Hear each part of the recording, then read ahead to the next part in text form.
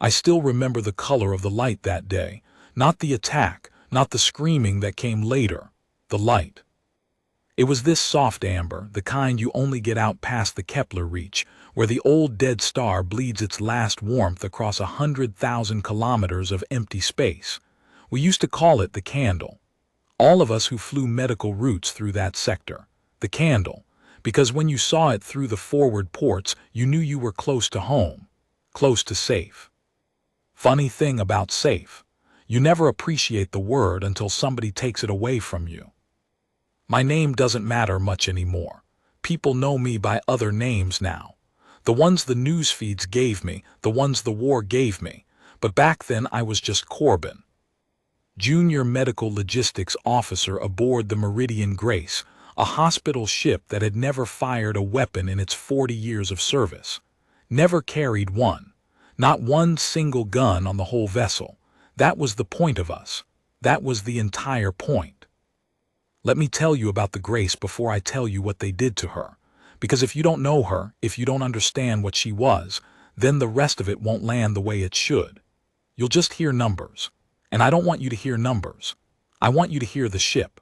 I want you to smell the corridors and hear the hum of her and feel the warmth of that candlelight on your face, so that when they take her from you, you feel it the way I felt it. I came aboard the Meridian Grace when I was 22 years old. Fresh out of the Logistics Academy on Ceres, still wet behind the ears, still thinking I knew things I didn't know yet. I'd wanted a warship. That's the truth, and I'm not proud of it. 22-year-old me wanted glory, wanted a gun cruiser with her name in the fleet listings, wanted to matter in the way that young men always think mattering means loud and armed and dangerous. Instead they gave me the Grace, a hospital ship, and I was disappointed. God forgive me, I was disappointed. I remember standing on the dock at the transfer station, looking up at that faded ivory hull with the green crosses on her flanks, and thinking, this is where careers go to die. This is a nothing posting. Nobody remembers the person who counted the bandages. Doc Wynn met me at the airlock that first day. I didn't know him yet. Just an old man in medical whites with laugh lines cut deep around his eyes. He shook my hand, and he must have seen something on my face, because he laughed that big corridor-filling laugh and he said, "You wanted a warship, didn't you, son?" I stammered something, denied it badly. And he just smiled and put a hand on my shoulder and said, "Give her a month, just a month. If you still want the warship after a month aboard the Grace, I'll sign the transfer papers myself." I gave her a month. I never asked for the transfer papers. Because here's what I learned in that month, and in the years that came after. The Grace mattered more than any warship ever built. She just mattered quietly. She mattered in the way that important things usually matter, which is without fanfare, without glory, without anybody writing songs about it. Every day the Grace did the hardest thing in the galaxy. She helped the helpless. She flew into the worst places, plague colonies, disaster zones, the ragged edges of wars she took no side in, and she pulled the wounded out of the fire and she healed them. She asked nothing in return. She flew under a flag that said to every ship in every system, "We only heal. Please let us pass." And for 40 years everyone had. That was the miracle of her, really. In a galaxy full of hard, hungry species who fought over everything, the Grace passed through it all untouched, protected by nothing but a flag and an ancient agreement and the last shred of decency that even the worst of them still honored. Until the Vok. But I'm getting ahead again. Let me stay with her a little longer. Let me give her her due. The Grace carried 412 souls that day. I counted them later. She was old, beautiful in the way old things get beautiful when they've been loved. White hull, faded to this warm ivory from decades of star bleaching, with the twin green crosses painted broad across her flanks so any ship in any system would know exactly what she was. A healer, neutral, protected under every treaty the galaxy had ever signed. There were laws about ships like the Grace, ancient laws, older than most of the species that flew alongside us. You did not touch a medical vessel. You did not fire on one. You did not even threaten one. It was the one thing everybody agreed on across 1,000 worlds and 100 wars. Everybody except them. But I'm getting ahead of myself. Let me slow down. The Grace carried 412 souls that day. I counted them later. I counted them so many times the numbers stopped meaning anything and just became a sound in my head. 412. Doctors, nurses, patients, technicians, a few families riding along because we were the only transport heading toward the inner colonies that month. Let me tell you about some of them. Not all, I'd be here for days. But some, the ones I can't put down. There was a botanist named Ellery who kept a little garden in the observation deck, tomatoes and basil growing under grow lights, and she'd give you a cherry tomato if you looked tired. She wasn't crew, exactly. She'd come aboard 2 years before, a passenger who never quite left. She'd been fleeing something. She never said what, and we never asked, because the Grace was the kind of ship where you didn't ask, and somewhere in the fleeing she'd found the observation deck and its empty planter beds, and she'd started growing things. First just to have something to do, then because the crew loved it. Fresh tomatoes, out past the Kepler reach. You have no idea what that means to people who have eaten reconstituted paste for months. She became part of the ship the way ivy becomes part of a wall. You couldn't imagine her not there. There was old Doc Wynn who delivered babies on 11 different worlds and had a laugh that filled a whole corridor. 40 years of medicine. He'd seen everything.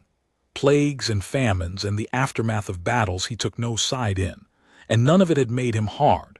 That was the thing about Wynn that I could never understand and never stopped admiring, how a man could see that much suffering and stay soft. Stay kind.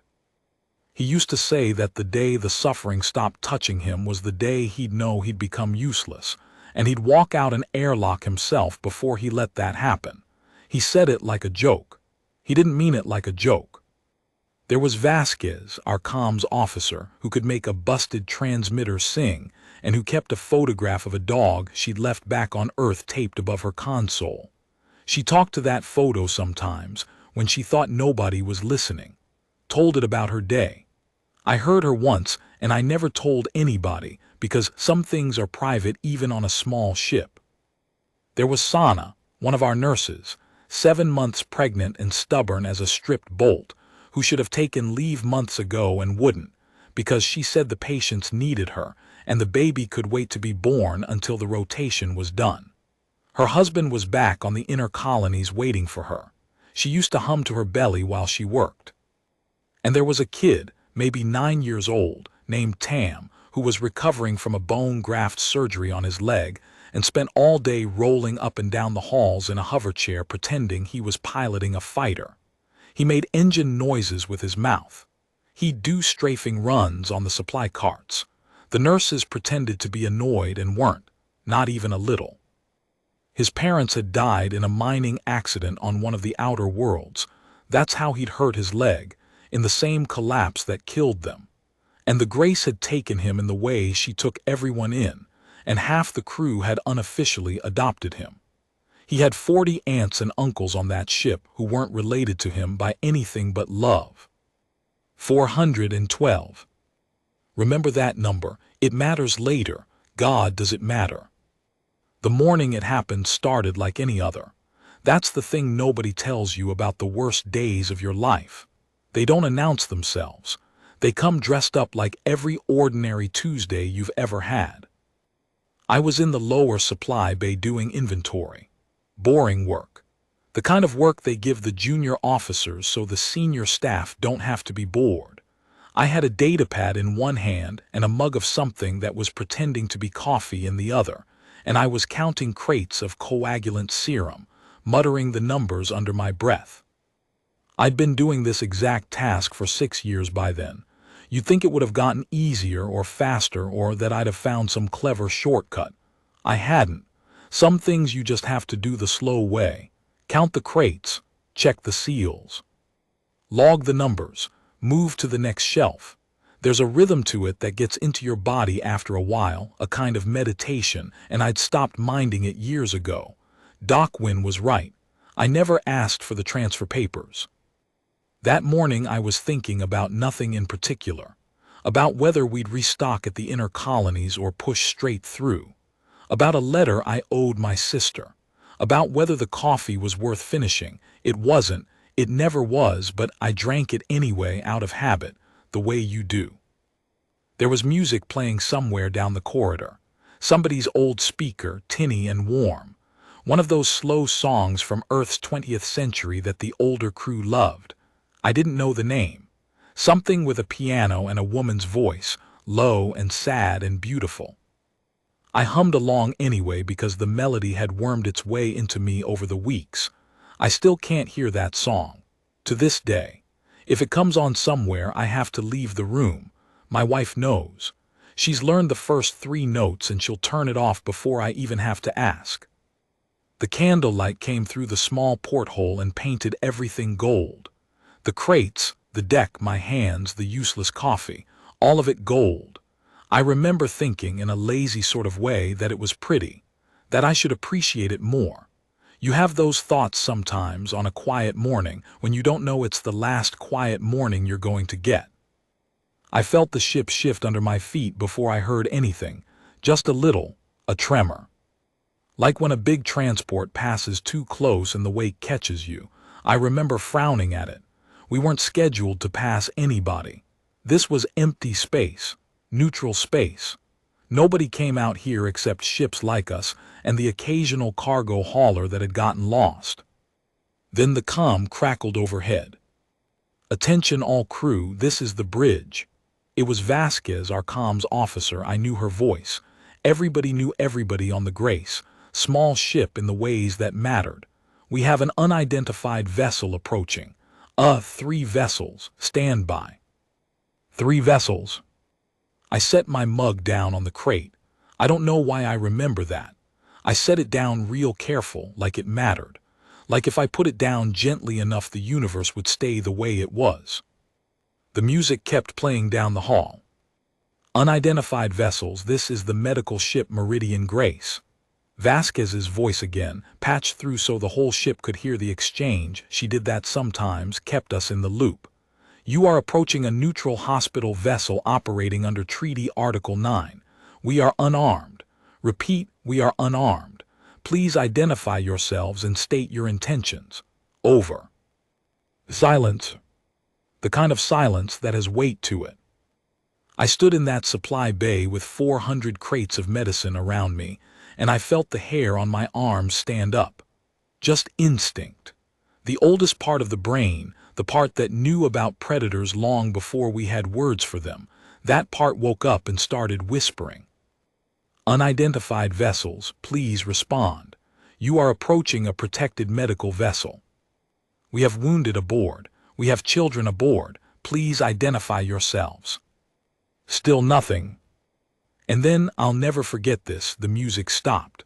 Somebody down the hall had heard the announcement and turned it off. And in the silence that followed, I heard the whole ship holding its breath. 412 people, suddenly very quiet all at once. The comm crackled one more time, but it wasn't Vasquez. It was a voice I'd never heard before. Flat, cold, translated through some machine that stripped all the warmth out of it if there'd been any warmth to begin with. It said 7 words, just 7. And I have replayed those 7 words in my mind 10,000 times since. Neutrality is a concept for the weak. Then the ship tore apart. I've replayed those 7 words so many times that they've stopped sounding like language to me. They've become something else. A sound. A shape. The last thing 400 people heard before the fire took them, and it was that a philosophy, a sneer, a justification for murder, delivered flat and cold through a translation machine by something that felt nothing at all. I've thought a lot about the person who said it, the Vok on the other end of that transmission. I've wondered who they were, whether they hesitated even for a second, whether some small voice in them, some buried thing older than their philosophy, whispered this is wrong, these are healers, These are children don't. I don't think it did. That's the horror of it. I've come to believe, after everything, that the Vok who said those words meant them completely. Felt no doubt. Saw a ship full of the sick and the wounded and the defenseless flying under a flag that begged for mercy, and felt nothing but contempt, pure, clean, untroubled contempt for a thing so weak it would rather beg than fight. To that Vok, we weren't people. We were a lesson. A blackboard on which to write, in fire, the truth as they understood it. That the universe belongs to the strong, and the weak are only there to be taken from. They were so sure. That's what I keep coming back to. They were so completely, calmly sure. And they were wrong. And it took the deadliest campaign in human history to show them how wrong. But in that first moment, hearing those 7 words through the comm, none of us knew any of that yet. We only knew the fire. Then the ship tore apart. I want to be honest with you about what happened next, because a lot of people have told this story wrong over the years. They make it sound heroic. They make it sound like there was some grand moment. There wasn't. Not at first. At first there was just chaos and noise and the terrible mathematics of a warship firing on people who couldn't fire back. The first shot hit the aft section. I know that now. Back then I only knew that the floor jumped up and hit me in the face. 1 second I was standing. The next I was on the deck with blood in my mouth, and the emergency lights strobing red and a sound in my ears like the whole universe screaming. The gravity flickered. My stomach lurched as I floated up off the deck for half a second, then slammed back down as it caught again. Somewhere pipes burst. I felt the heat of escaping steam wash over the corridor. I crawled. I don't remember deciding to. My body just did it. Crawled toward the door of the supply bay, toward the corridor, toward the sound of people screaming, because at least the screaming meant people were still alive. The corridor was a nightmare, smoke pooling along the ceiling, one of the light panels hanging by a cable sparking. And people, my people, running, stumbling, some of them helping others, some of them frozen in place with that 1,000-yard look you get when your brain simply cannot process what it's seeing. I found Doc Wynn there. He had that laugh, remember? The one that filled corridors. He wasn't laughing. He had a med kit in his hands and he was moving from person to person with this terrible calm, and when he saw me, he grabbed my collar and hauled me up. "Corbin, with me. We need to get to the wards." The wards, the patients, the ones who couldn't run. I nodded. My ears were ringing so bad I could barely hear him, but I nodded and I followed because that's what you do. When the world is ending, you find somebody who knows what to do and you follow them. The ship shook again, another hit. This one further forward. I heard the groan of metal, that deep structural groan that no ship is ever supposed to make, the sound of a hull being asked to do something it was never built to survive. "They're not going to stop," Doc Wynn said. He said it quietly, almost to himself. Dear God, they're not going to stop. He was right, they weren't. Here's the part where I have to tell you about them, about the ones who did this, because you need to understand who they were to understand what came after. They called themselves the Vok Ascendancy. Most of us just called them the Vok, when we called them anything at all, which wasn't often, because until that day they'd been a rumor, a dark shape at the edge of settled space. They came from somewhere out past the reach, beyond the map systems, from a region the star charts just marked as unknown in that flat gray lettering that always made me uneasy as a kid. They were a young power, aggressive, expanding fast the way a fire expands when it finds dry timber, and they had a philosophy, if you can call it that, that made them different from every other species we'd ever met. They believed weakness was a sin. Not a misfortune, not a condition, a sin, a moral failing. To be weak in their eyes was to deserve whatever happened to you. The strong took, the weak were taken from. That was the whole of their law and their religion and their government, all rolled into one cold, simple idea. And a hospital ship, An unarmed vessel full of the sick and the wounded, flying under a flag that said, "Please don't hurt us. We only heal to them." That wasn't a protected thing. That was the weakest thing imaginable. A ship that begged not to be touched. In their eyes, we were practically asking for it. They didn't attack us because we were a threat. They attacked us because we couldn't fight back, because we were an easy way to test the galaxy's resolve. A message, written in the blood of doctors and children, that said, "The old laws are dead, and we are the ones who killed them." They thought it would make everyone afraid. They were half right. It did make everyone afraid. It just made a certain kind of creature something worse than afraid, too.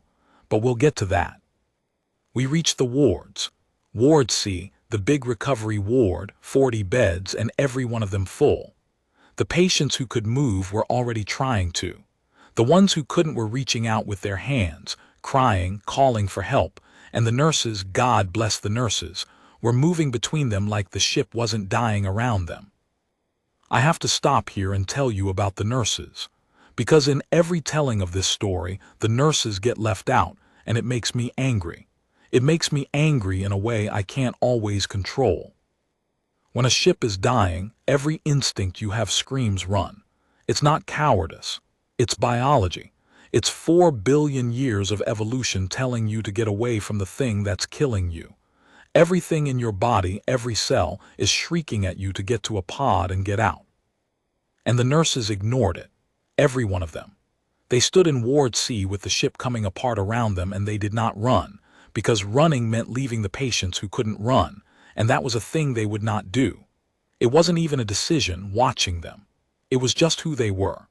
The ship could break apart around them and they would keep doing the work, moving bed to bed, calm hands on frightened faces, because that was the job, and the job didn't stop just because the world was ending.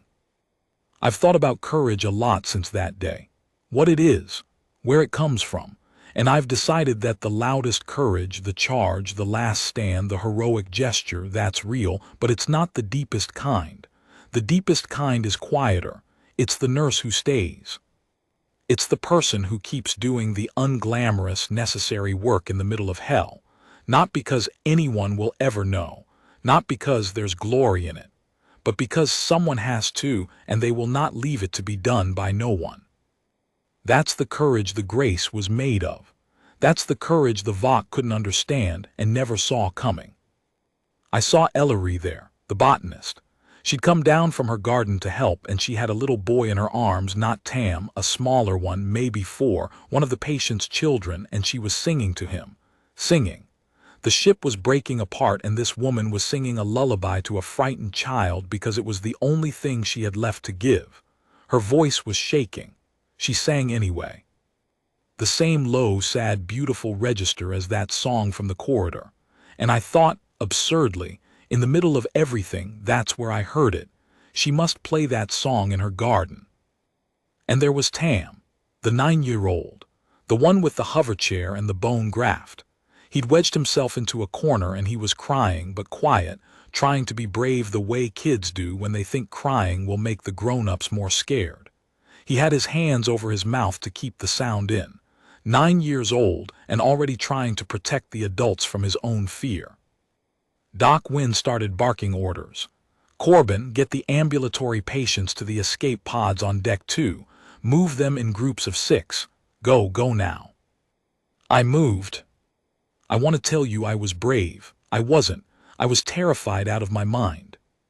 But terror and duty can live in the same body at the same time, it turns out, and duty is a little bit heavier, and it pulled me forward when everything else in me wanted to curl up and disappear. I got the first group of 6 moving, an old man leaning on a young woman, a pregnant nurse who should have been a patient herself. Tam, rolling along in his chair, wide-eyed. I herded them toward deck 2. The ship lurched, another hit. And that's when the lights went out completely. Just gone, total darkness for 3 full seconds, the longest 3 seconds of my life. In the black I heard people scream, heard someone fall, heard a child crying out for a mother who might or might not still be alive. Then the emergency backups kicked in, dim blue this time. Everything cast in that sickly underwater light, and in that light I saw the corridor ahead had buckled. The way to Deck 2 was crushed. A slab of hull the size of a truck had come down and sealed the passage.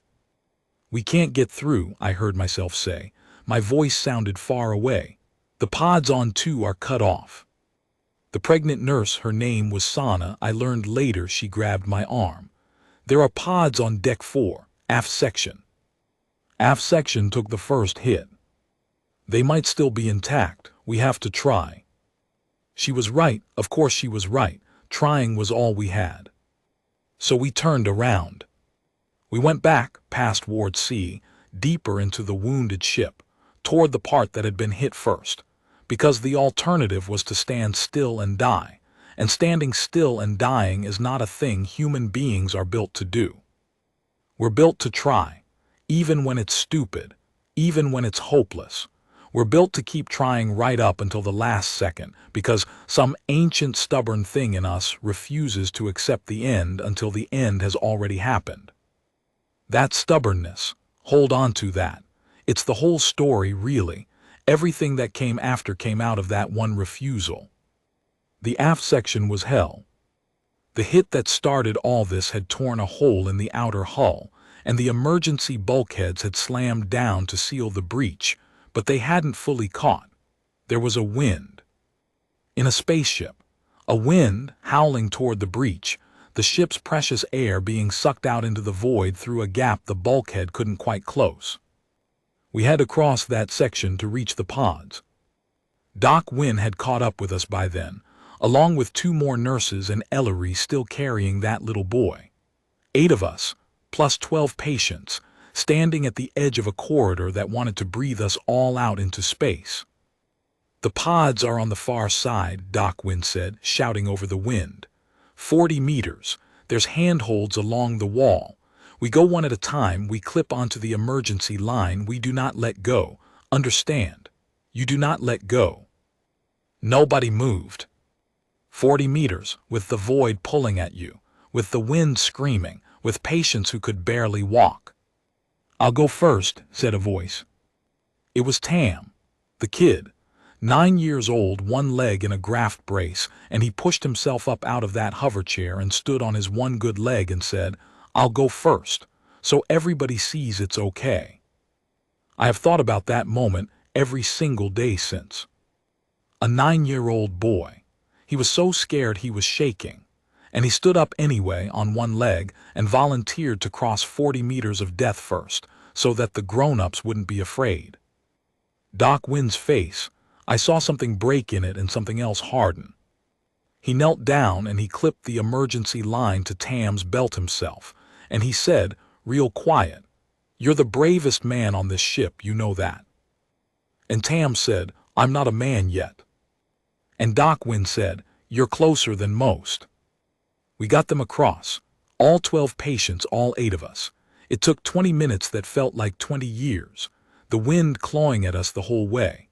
One of the old patients lost his grip halfway, and Sana, pregnant Sana, she caught him, wrapped her arm around a handhold and caught him by the wrist and held on while her whole body stretched toward the breach, and she did not let go. She did not let go. I have to slow down here because this is the moment. This is the one I need you to see clearly. Because everything that came after, the whole war, the fleets, the deadliest campaign in human history, all of it was really just this moment, made enormous. And if you understand this moment, you understand all of it. Sana was 7 months pregnant. She weighed maybe 130 pounds. The old man she caught, his name was Joseph, I learned later, a retired ship fitter with lungs full of 40 years of dock dust, which is why he'd been aboard the Grace in the first place. Joseph weighed nearly 200. And when his grip failed and the wind took him and he started to slide toward the breach, toward the void, toward death, Sana did not think. There was no time to think. Her body simply decided, in the space between one heartbeat and the next, that this man was not going to die if she could help it. She hooked one arm around the handhold and she caught his wrist with the other, and the wind pulled him and through him pulled her. And for a few seconds, the longest few seconds, She was stretched out flat in the howling wind, one arm anchoring her and her unborn child to the ship, the other arm the only thing between an old man and the vacuum. And here's the thing I need you to understand. Sana had a choice. In that moment she had a choice, and both sides of it were death. She could let Joseph go and save herself and her baby. Nobody in the universe would have blamed her. A pregnant woman does not owe her life and her child's life to a stranger. That's not a debt anyone can call in. She could have let go and lived, and carried that for the rest of her days, and it would have been an understandable, forgivable human thing to do. Or she could hold on and risk everything, her life, her child's life, for Joseph, for a man she'd met that week, for a stranger. She held on. And Doc Wynn reached her and grabbed Joseph's other arm, and between them they hauled him back to the handholds, and all three of them made it across. All three. And Sana's daughter, little Grace, who you'll meet later, little Grace is alive today, has children of her own today, because in that howling wind her mother decided that a stranger's life was worth risking everything for. That's us. That's the whole species in one pregnant woman's arm. That's the thing the Vok looked at and called weakness. A creature that would risk its own child to save a stranger. To them, that was the sickest kind of weakness imaginable, a failure of the most basic law, self-preservation, the survival of your own bloodline above all. They never understood that it was the opposite of weakness, that it was the strongest thing in the galaxy. That a species which will do that, which will stretch itself flat in a howling wind and refuse to let a stranger fall, even at the cost of its own children, that species is the most dangerous thing you will ever wake, because there is no bottom to what it will do to protect what it loves, and it loves everyone, even the stranger, even the old man it met last week. We reached the pods. 4 of them in the aft bay. Each one held 24 seats for 20 patients and 8 crew. It fit, just barely, it fit. Doc Wynn started loading people. Fast, calm, efficient, 40 years of emergency medicine in every movement. Patients first. The weak first, the ones who couldn't fight for themselves first. Because that's what the whole ship was for. That was the entire reason the Meridian Grace existed, to put the weak first. Everything the Vok despised. That's what we were made of. I was helping load the 3rd pod when the comm crackled again. Vasquez, still on the bridge, still alive. Corbin, her voice was different now. Quiet, you reading me? I'm here. How many did you get to the pods? 20 patients, working on it. A pause, a long one. Good, she said. That's good, get them out. Vasquez, get down here, get to a pod. Can't, she said. Somebody's got to keep the comm open. Somebody's got to send the distress call. It's still going out, Corbin, on every channel. Everybody's going to know what happened here. I stopped moving, the pod door half open in my hands. Vasquez. Listen to me. Her voice was so calm, so terribly calm. They came here to send a message. They think nobody will do anything. They think we're all too weak, too civilized, too soft to make them pay. So I'm making sure the message gets out. Our message, the truth of what they did. Every world in settled space is going to hear it. And then, a breath, shaky now, the comm cracking just slightly, and then we'll see who's weak. The ship groaned, a bad groan, a final groan. Get them out, Corbin, that's an order. Get them out and don't look back. The comm went dead. I got them out. 4 pods, 28 souls, blasting away from the dying Meridian Grace into the amber candlelight. I was in the last one. Sana beside me, her hand on her belly. Ellery across from me, the little boy asleep, if you can believe it, exhausted into sleep in her arms. Tam next to her, staring out the small window. Doc Wynn wasn't in any of the pods. I realized it as we pulled away, counted heads and came up one short and looked back at the Grace and understood. He'd loaded us all and stayed behind. There were patients in Ward C who couldn't be moved. The ones on the machines. The ones whose bodies were held together by tubes and current. He wouldn't leave them alone to die. 40 years of medicine. He kept his oath right to the end. Through the little window I watched the Meridian Grace in her final minutes. The 3 Vok warships hung around her like sharks, dark and angular and wrong, and they kept firing. Even now, even with the pods away, even with the ship clearly dying, they kept firing, methodical, patient, making sure, making a point. And then the Grace, old, beautiful, ivory-white Grace, who had healed the sick across 40 years and a dozen worlds and never once raised a hand against anyone, the Grace came apart. A blossom of white fire in the amber dark. Silent, the way explosions are silent in space, which is somehow so much worse than if there'd been a sound. 412 souls aboard when it started. 28 of us in the pods. I did the math, I didn't want to. My brain did it anyway.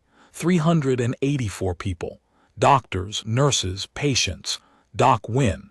Vasquez still transmitting the truth into the dark as the fire took her. 384.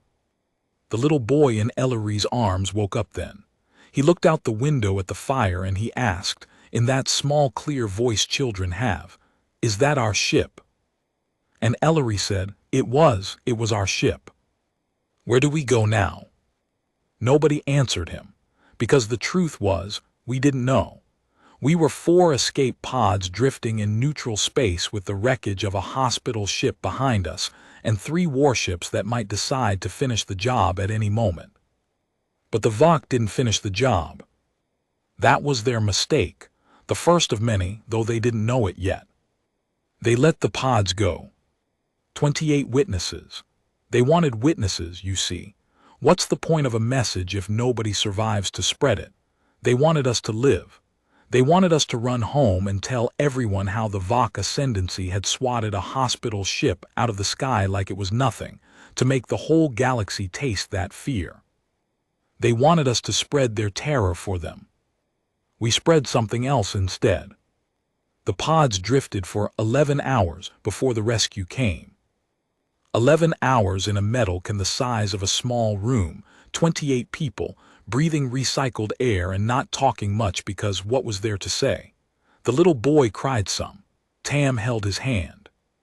Sana had contractions, false ones. Thank God, the stress bringing them on early, but they passed, and Ellery timed them and kept her calm and got her through. Let me tell you what 11 hours in an escape pod does to you, because it's not like the movies. In the movies, the survivors are dramatic, tearful, full of speeches. Real survival isn't like that. Real survival is quiet. It's numb. It's 28 people sitting very still in a small space, each one alone inside their own head, each one running their own version of the same terrible arithmetic. The pod was cold. The heaters were minimal, rationed against the 11 hours we didn't yet know would be 11 hours. It could have been 3, it could have been 30, nobody knew. So we rationed everything, heat and air and water and words. We sat pressed together for warmth, strangers and crewmates all mixed together, and we watched the little viewport where, for the first hour or so, you could still see the debris field of the Grace, glittering in the candlelight, before we drifted far enough that it faded. Nobody slept except the children. The children slept. That's a mercy of being young. I think the body knows when it's had enough and it just shuts down and takes you somewhere else for a while. The adults stayed awake, all 11 hours, staring at nothing. At some point, hour 5, maybe 6, Joseph, the old shipfitter Sana had saved, he started to talk. Quiet, almost to himself at first. He talked about the Grace. About the 2 weeks he'd spent aboard her getting treatment for his lungs. About how kind everyone had been. He named them, the ones he could name. The nurse who brought him tea. The orderly who helped him walk the corridors when his legs were weak. Doc Wynn, who'd sat with him one night when he couldn't sleep and told him stories about all 11 worlds where he'd delivered babies. And one by one the rest of us joined in. Not planned, it just happened. Somebody would remember something, a name, a kindness, a moment, and they'd say it out loud into the cold quiet of the pod, and it would hang there for a second, and then someone else would add theirs. We spent hours doing it, naming them, remembering them, the 384 we'd left behind. I understand now what we were doing. We were holding a funeral, the only kind we could. 28 survivors in a freezing pod, passing the names of the dead between us like a candle we were keeping lit, refusing to let the darkness have them completely, refusing to let them become just a number, just a light winking out on somebody's tactical display. Ellery said near the end, "As long as we remember them, they're not all the way gone. That's the deal. That's the only deal any of us get. You live and then you're remembered, and the remembering is a kind of living too. So we remember them, all of them, for as long as we're alive to do it." I've kept that deal. For 50 years I've kept it. Every name I could hold on to I've held. This story is part of it. You listening to this now, you're part of it too. You've heard their names now. Docwin, Vasquez, Sana, Ellery, Tam, Joseph, Marion, who comes later. As long as you remember them, they're not all the way gone. That's the deal. I just sat there, staring at nothing, replaying 7 words. Neutrality is a concept for the weak. And you know what? Somewhere in those 11 hours, something changed in me. I couldn't have told you what at the time. It felt like grief. It felt like fear. But underneath those, way down deep, something colder was settling into place. Something that would take years to fully understand. It wasn't a desire for revenge. Not exactly. Revenge is hot. This was cold. This was more like a decision. A quiet, bone-deep decision that what happened to the Grace was not going to be allowed to stand. That the universe could not be permitted to contain both that act and no consequence for it. That balance had to be restored, not out of anger, but because the alternative, a galaxy where you could murder 400 healers and children and pay nothing for it, that was a galaxy not worth living in. I didn't have the words then. I have them now. Turns out I wasn't the only human feeling that cold thing settle into place. All across settled space, as the distress call spread Vasquez's message, her final gift, millions of us felt it at the same time. A whole species, quietly making the same decision all at once. The Vok wanted to teach the galaxy about strength and weakness. They were about to get their lesson. It just wasn't the one they'd planned to give. The rescue ship was a Terran patrol cutter called the Ardent. Small, fast, armed lightly, but armed. She'd been 3 systems away when the distress call reached her, and her captain had pushed her engines past every safety limit in the book to get to us. When they pulled our pod into the docking bay and the door hissed open, I remember the face of the first crewman I saw. A young guy, maybe my age, in a Terran naval uniform. And his face, I'll never forget it. He looked at us, 28 survivors of a hospital ship massacre. He looked at the little boy in Ellery's arms and at Tam's graft brace and at the blood on Docwin's med kit that I was still, somehow, holding. And his face did something I've only seen a few times since. It went very, very still. Not shocked, not horrified, though I'm sure he was both. Just still, the way the air goes still before a storm, the way water goes flat and glassy right before it freezes. He knelt down in front of Tam, gentle as anything, and he said, "You're safe now, you hear me, you're safe. Nobody's going to hurt you ever again." And then he stood up, and his jaw was tight, and I watched him look out the docking bay window at the field of debris where the Grace used to be, and I watched that stillness in his face harden into something else. I didn't have a name for it then. I do now. The Vok have a word for it too in their language. They learned it the hard way. It doesn't translate perfectly, but the closest we've got is this. The reckoning. The first hours aboard the Ardent are strange in my memory, broken up, out of order. Grief does that to time, takes it and shatters it and hands you back the pieces in the wrong sequence. I remember the blankets. They gave us blankets, thin silver thermal ones, and I remember how badly I wanted mine, how I pulled it around my shoulders and gripped the edges and could not make myself let go, and how everyone around me was doing the same thing. Grown adults, medical professionals, people who'd spent their careers being the calm ones in the room, all of us clutching thermal blankets like frightened children, because that's what we were underneath. That's what the Vok had made us. They'd reached into a bay full of competent adults and turned us back into children who needed something to hold. I remember the crew of the Ardent moving among us, quiet, careful. They'd clearly been briefed on the way in, because nobody asked us stupid questions, nobody made us relive it, nobody did anything but bring us water and food and those blankets and kneel down to our level and speak softly. A warship's crew, hard people, handling us like we were made of glass. Because we were. For those first few hours we were. I remember a woman, one of the Ardent's medics, sitting with Sana. Sana had gone into a kind of quiet after we were safe, a stillness that scared me more than screaming would have. She'd done the impossible thing, saved Joseph, carried a child in her own body through all of it, and now that it was over she just sat, staring at nothing, one hand on her belly. And this medic sat down beside her, didn't say anything, just sat, close enough that their shoulders touched. And after a long while Sana leaned into her, a stranger, and the medic put an arm around her and held her, and I saw Sana's shoulders finally start to shake, and I knew she was going to be all right, or as all right as any of us would be, because she'd found the thing you need after the worst has happened. Somebody to lean on who wasn't going anywhere. I remember Ellery, still holding the little boy she'd carried into the pod. He'd fallen asleep, and somebody from the Ardent offered to take him, to lay him down somewhere comfortable, and Ellery shook her head.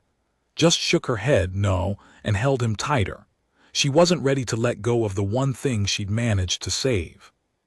I understood that completely. We were all holding onto whatever we'd managed to save. For me, it was Doc Wynn's medkit, the blood on it gone tacky and dark, and I held it exactly the way Ellery held that boy, and neither of us was going to be talked out of it. And I remember Tam. Tam wasn't clutching a blanket. Tam was watching the crew. Those sharp 9-year-old eyes moving over everything, taking it all in, the uniforms, the weapons, the hard, still faces. And I could see him thinking, working something out the way children do, silent and serious. After a while he tugged my sleeve. "That man," he said, nodding at the young crewman who'd knelt in front of him, the one whose face had gone so still. The one who said nobody would hurt us again. "What about him?" Tam was quiet a moment. Then he said, "He's going to go do something about it, isn't he, him and all of them?" He looked around the bay at the still, hard faces of the Ardent's crew. "They're not just sad, they're getting ready. I can tell. My dad used to get that same face right before he'd deal with something." I didn't know what to say to him, because he was right.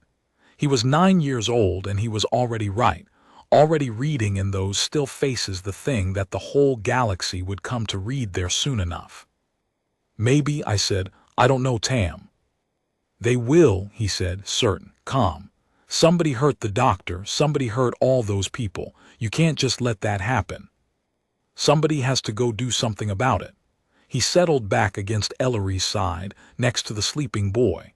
"I hope I'm big enough to help when they do." He was in the end, not the way he meant, but he was.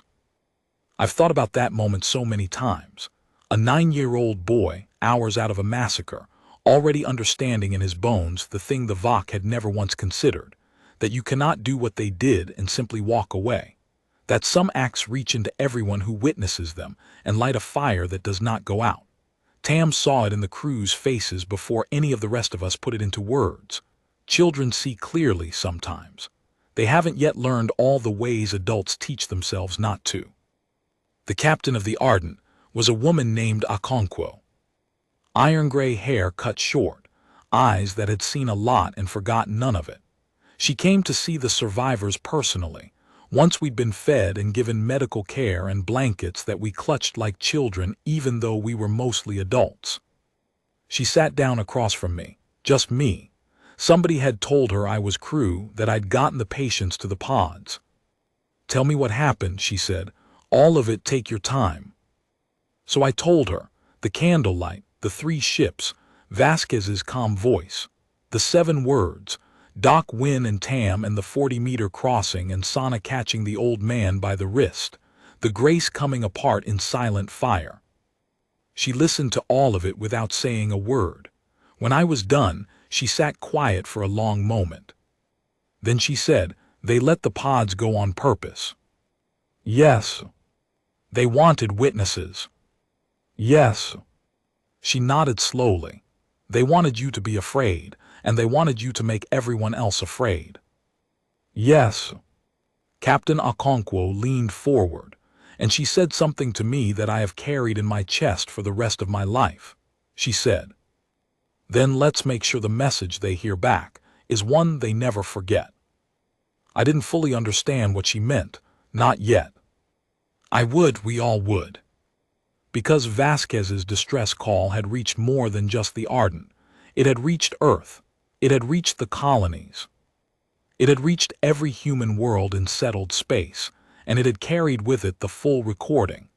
The 7 words, the methodical firing, the deliberate murder of a ship that begged for mercy under a flag every civilized species had honored for 10,000 years. Humanity heard it. And humanity went very, very still. You have to understand something about my species if you're going to understand what came next. We are not the strongest species in the galaxy, not by a long way. We're not the smartest either. There are minds out there that make our best thinkers look like children. We're not the oldest, not the fastest, not the toughest. But there's a thing about us, a thing the other species noticed early and never quite figured out how to deal with. We do not let go. It's in our oldest stories. The hunter who tracks the prey for 3 days across the savannah because the prey gets tired and the human doesn't. The human just keeps coming, walking, walking, walking, until the thing that ran from us falls down from exhaustion and we're still there, still coming, patient as death. That's where we come from, persistence predators. We are the thing that does not stop. The other species, they fight wars the way you'd expect. Somebody wins a battle, somebody loses, terms are negotiated, borders are drawn, everybody goes home. War is a transaction to them, a way of settling disputes. When the cost gets too high, you stop, because continuing wouldn't be logical. Humans don't work like that. When you hurt us, really hurt us in the deep place, the place where our children and our healers and our defenseless live logic stops entering into it. We don't calculate whether continuing is worth the cost. We don't stop when the price gets high. We keep coming. We keep coming after it stops making sense to keep coming. We keep coming past the point where any reasonable species would have quit. And then we keep coming some more. Because somewhere in our blood is that old hunter who does not stop until the thing that ran from him falls down. The galactic historians have written papers about this, whole careers built on trying to explain it. They call it the human persistence anomaly. They dress it up in clinical language, run the numbers, build their models, and the models keep breaking because the models assume that every species will stop fighting when the cost of continuing exceeds the value of winning. That's rational. That's how war works. Everywhere. For everyone. Except us.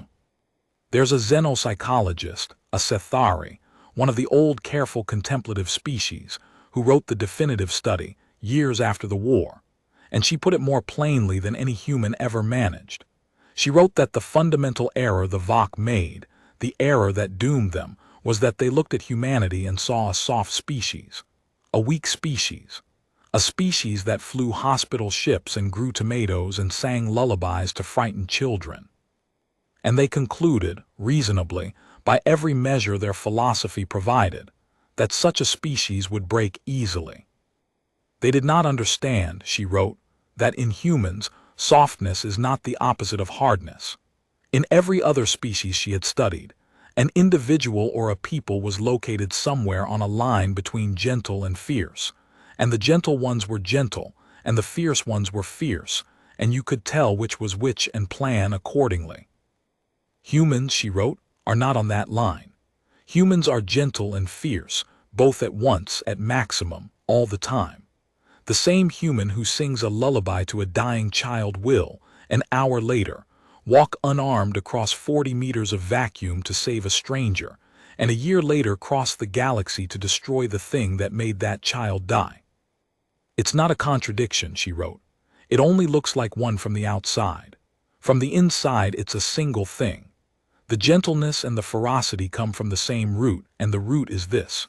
Humans love, and they love with the whole animal, and when you threaten what a human loves, you do not get the gentle half or the fierce half. You get both, welded together, coming for you across the stars, patient as death. The Vok attacked a hospital ship to teach the galaxy that they were strong, and everyone else was weak. What they actually did was reach into the deepest den of the most gentle and most dangerous species in the galaxy, and hurt its children in front of it. And then they let the witnesses go, so we could all watch it happen together. They woke up the persistence predators and pointed us at themselves. The war didn't start with a declaration. That's the part the historians always get wrong when they write about it now. They want a clean line, a date, a speech in some grand hall where a leader stood up and said the words, but it didn't happen like that. There was no single moment. There was just a species making up its mind all at once, the way a flock of birds turns in the sky without any one of them deciding. Let me back up. After the Ardent brought us in, they took us to a place called Haven Station, a big orbital hospital and refugee center out near the Terran core worlds. Clean white halls, real gravity, air that didn't taste like it had been through everybody's lungs 6 times. They gave us rooms. They gave us counselors. They gave us time. I didn't want time. Time meant lying in a bed with nothing to do but replay it. The candlelight. The 7 words. 384 people. I spent the first week barely sleeping. When I did sleep, I dreamed of the wind in the aft section. The wind that wanted to breathe me out into the void, and I'd wake up with my hands clenched around the sheets like they were handholds. The counselor they assigned me was a kind woman named Davy who'd worked with survivors of a dozen disasters. She told me the nightmares were normal. She told me the guilt was normal, the terrible, gnawing, illogical guilt of the survivor. The why me? Why did I live when Doc Wynn didn't, when Vasquez didn't, when 384 better people than me didn't? She told me it would fade. She was mostly right. It did fade. It never fully went away. 50 years later, there are still nights. But she told me one thing that stuck. She said, the guilt you're feeling that you lived and they didn't, it's the wrong shape. You're treating it like a debt you can never pay. But it's not a debt. It's an inheritance. Those people didn't die so you could feel guilty. They died getting you out. What you do with the life they saved, that's the only thing that matters now. Not the guilt. The life. Don't waste what they bought you. I didn't understand it then. I was too deep in it. But I wrote it down and I read it again months later, and by then I'd started to understand. Don't waste what they bought you. I've tried not to. For 50 years I've tried not to. This story, telling it, keeping it alive, making sure the kids remember, this is part of not wasting it. But something was happening outside my little room. I could feel it. You could feel it all over the station. A kind of pressure in the air. People talking in low voices. News feeds running constant. And underneath it all, that stillness again. That flat, glassy, before-the-storm stillness that I'd first seen on the face of the young crewman in the docking bay. The whole station had it. The whole species had it. Vasquez's recording had gone everywhere. Every human world had seen it. The 7 words had become, I don't know how to describe it, a wound the whole species shared. You'd walk past a common area and see 100 people watching the recording in total silence, and then it would end, and nobody would say anything. They'd just sit there with that stillness in their faces, and then they'd get up and go back to work. But they weren't going back to the same work.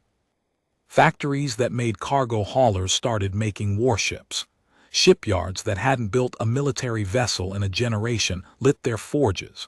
Reservists reported for duty without being called. Engineers who'd retired came back. Old veterans who'd sworn they'd never fight again dusted off their uniforms. Nobody ordered it, that's the thing. There was no draft, no mobilization order, not at first. The government was still debating, still holding sessions, still doing the slow, careful work of democracy while the situation was assessed and options were weighed. The people didn't wait for them. The people had already decided. I met her on the 9th day, the woman who would change my life, though I didn't know it yet. Her name was Commander Yuki Tanaka, and she came to Haven Station looking for survivors of the Grace, not to comfort us, to recruit us. She found me in the observation lounge, staring out at the stars, which is where I spent most of my waking hours by then. She sat down next to me without asking. She had a way about her, economical is the word. She didn't waste movement or words. "You're Corbin," she said, not a question. "I am." "You got the patients to the pods." "Some of them." 28 people are alive because of you and Dr. Wynn." I didn't say anything. 28 out of 412. The math never stopped running in my head. "I know what you're doing," she said. "I know that number you keep running, 28 over 412. I know because I've done it too. Different numbers, same math." I looked at her then, really looked, and I saw it, the thing behind her eyes. She'd lost people too. Somewhere, sometime, she'd stood where I was standing and done the same terrible arithmetic. "I'm putting together a unit," she said, "for what's coming. And what's coming is going to be the largest military campaign our species has ever mounted.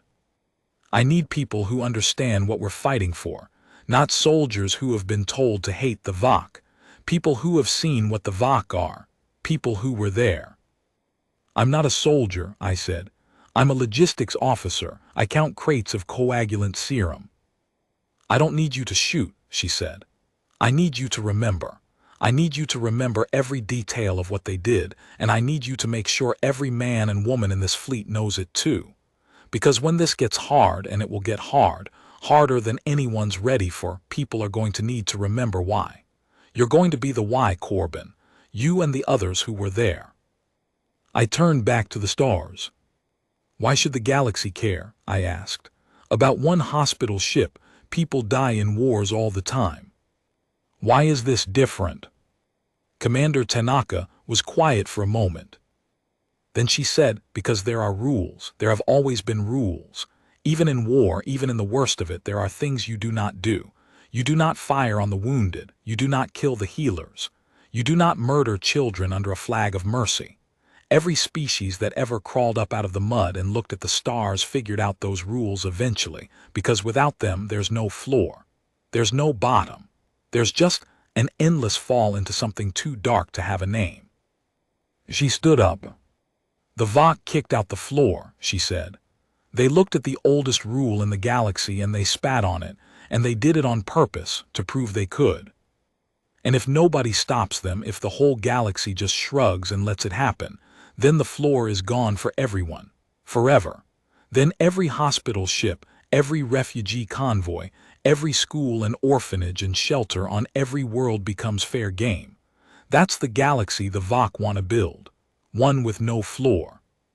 She looked down at me. "We're going to put the floor back," she said, "and we're going to nail it down so hard that nobody ever tries to kick it out again. Are you with us?" I thought about Doc Wynn clipping the line to Tam's belt. "You're the bravest man on this ship." I thought about Vasquez, calm as anything, keeping the comm open so the truth could get out. I thought about Sana catching the old man by the wrist and not letting go. But I also thought about something else. Something that had been sitting in me for weeks, a doubt I hadn't said out loud to anyone. "Can I ask you something first?" I said. She sat back down. "Ask." "What if we become them?" I said.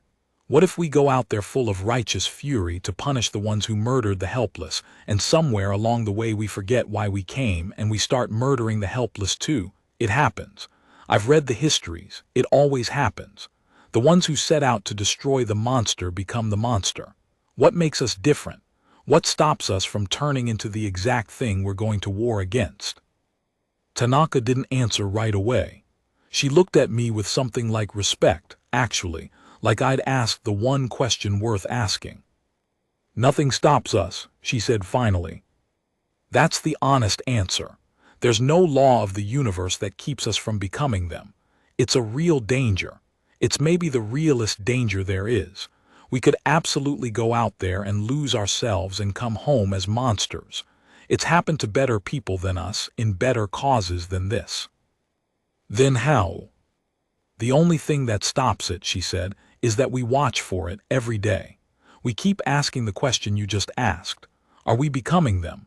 We ask it over and over, and the day the answer is yes, we stop. That's it. That's the whole safeguard. Not our virtue. Virtue erodes, virtue fails. Virtue is not to be trusted in a war. The only safeguard is vigilance. A species willing to look hard at its own reflection in the middle of a war and ask, without flinching, have we become the thing we hate? And to actually stop if the answer comes back wrong. She leaned forward. That's why I need people like you, Corbin. Not despite the fact that you asked that question, because of it. I need people in this fleet who are scared of what we might become, because those are the only people who will see it coming if we start to turn. The ones who march off certain and righteous and unafraid, those are the ones who become monsters because they never think to check. I want the ones who check. I want you. You just proved you're exactly who I need by being afraid of the right thing. That's the moment I decided, not before that moment. When she told me my doubt was the qualification, not the disqualification. I stood up. I'm with you, I said. They called it Operation Candlelight. I don't know who named it, but when I heard the name I had to sit down for a minute because they didn't know, they couldn't have known, what the candlelight meant to those of us who'd flown the medical routes. The soft amber glow that meant home, that meant safe. Somebody knew, though, somebody who'd been out there, and they named the largest military campaign in human history after the light that meant safety, and I think that was exactly right, because that's what it was about in the end, making the galaxy safe again, putting the candle back in the window. The fleet that gathered was unlike anything anybody had ever seen. I want to try to describe it to you, but I'm not sure I can. I've tried before and words always fall short. Imagine standing on the observation deck of a command ship and looking out and seeing ships, thousands of them, stretching away in every direction until they blurred into a haze of running lights, like somebody had taken all the stars and pulled them close and organized them into ranks. Not just warships. That's the thing people forget. Yes, there were warships, new ones, fresh from the forges, still smelling of sealant and cut metal. But there were also converted freighters, mining vessels with hastily mounted weapons, old decommissioned cruisers pulled out of mothballs, ships crewed by volunteers who'd never held a rifle 3 months before. Ships named after the Grace, dozens of them, hundreds. Every convoy that formed up seemed to have at least one vessel that had renamed itself Meridian, or Grace, or Wynne, or Vasquez. The whole species had shown up. Not because they were ordered to, because they wanted to, because somewhere deep in the oldest part of the human animal, something had been touched, and it had woken up, and it would not be soothed back to sleep with words or reason or the promise that surely the diplomats would handle it. I stood on that observation deck for a long time, the first time I saw the full fleet assembled. Longer than I should have. My shift was starting and I stood there anyway, because I could not make myself look away. There was an old man next to me on the deck. A volunteer, you could tell. He didn't have the bearing of career military. He stood like a civilian who'd put on a uniform 3 weeks ago. 70s, easily. White hair, weathered hands, and he was crying quietly looking out at the ships. I asked him if he was all right. He said my granddaughter was on a colony transport 8 months ago. The Vok took it before the Grace, before anyone was paying attention, 40 people, and nobody did anything because nobody knew, because there was no distress call clear enough to hear. He wiped his eyes with the back of one weathered hand. I've spent 8 months thinking nobody cared, that she died and the galaxy just shrugged, that she didn't matter to anyone but me. He gestured out at the fleet, at the thousands of ships, at the whole species, assembled in ranks that stretched past seeing. And now look, he said, look at them all. They came. Maybe not for her exactly, most of them never heard her name, but they came for the Grace, and the Grace is her too, in a way. It's all the same ship, isn't it? Every transport, every convoy, every hospital vessel the Vok ever touched, it's all the same ship, and the whole species came for it. He shook his head, crying and smiling at the same time, the way only the very old can. She mattered. Turns out she mattered after all. Look how much she mattered. I never got his name. I've thought about him 1,000 times since. That old man standing on the observation deck, finally getting to believe that his granddaughter's death had not gone unanswered, that a whole species had risen up, and that somewhere in that rising she was included, she was remembered, she mattered. That's who was in that fleet. Not warriors mostly, grieving grandfathers, schoolteachers, farmers and mechanics and dockworkers and retirees, people who'd lost someone, or who couldn't stand the thought of losing someone, or who simply could not go on living in a galaxy where the Grace could happen and no one answered for it. The diplomats did not handle it. The diplomats had tried. In the weeks after the attack, the Terran government had sent formal protests through every channel, demanded answers, demanded the Vok responsible be handed over for trial. The Vok Ascendancy responded to the diplomatic protest with a single transmission. It was the same 7 words. Neutrality is a concept for the weak. They thought they were being clever. They thought they were being strong. They thought throwing our own helplessness back in our faces would make us cower. They had no idea at all what they'd just done. They'd taken the one wound the whole species shared and they'd poured salt in it, laughing in front of everyone. After that transmission, the government stopped debating. After that transmission, the government caught up to where the people already were. I spent some time in those first weeks at one of the great orbital shipyards where the fleet was being built. Tanaka sent me there. She said I needed to see it, needed to see the machine of it, the sheer physical reality of a whole species deciding to go to war, so that when I did the remembering later, I'd have the whole picture and not just the killing end of it. I'm glad she sent me. I'll never forget it. A shipyard in normal times is a slow place. Ships take years to build. There's a rhythm to it, unhurried, careful, the patient assembly of something enormous over long stretches of time. That's how it had always been. It was not like that now.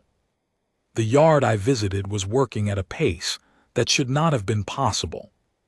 Hulls came together in weeks that should have taken years.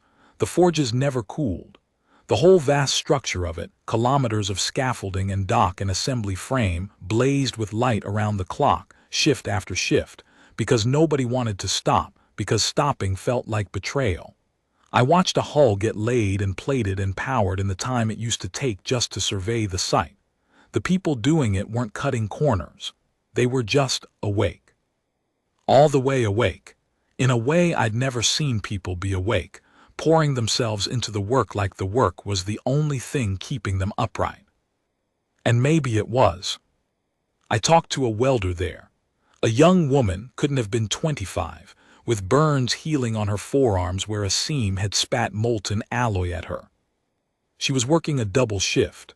When I asked her why the double, why the burns, why the pace that was clearly grinding her down, she looked at me like I'd asked why the sun was hot.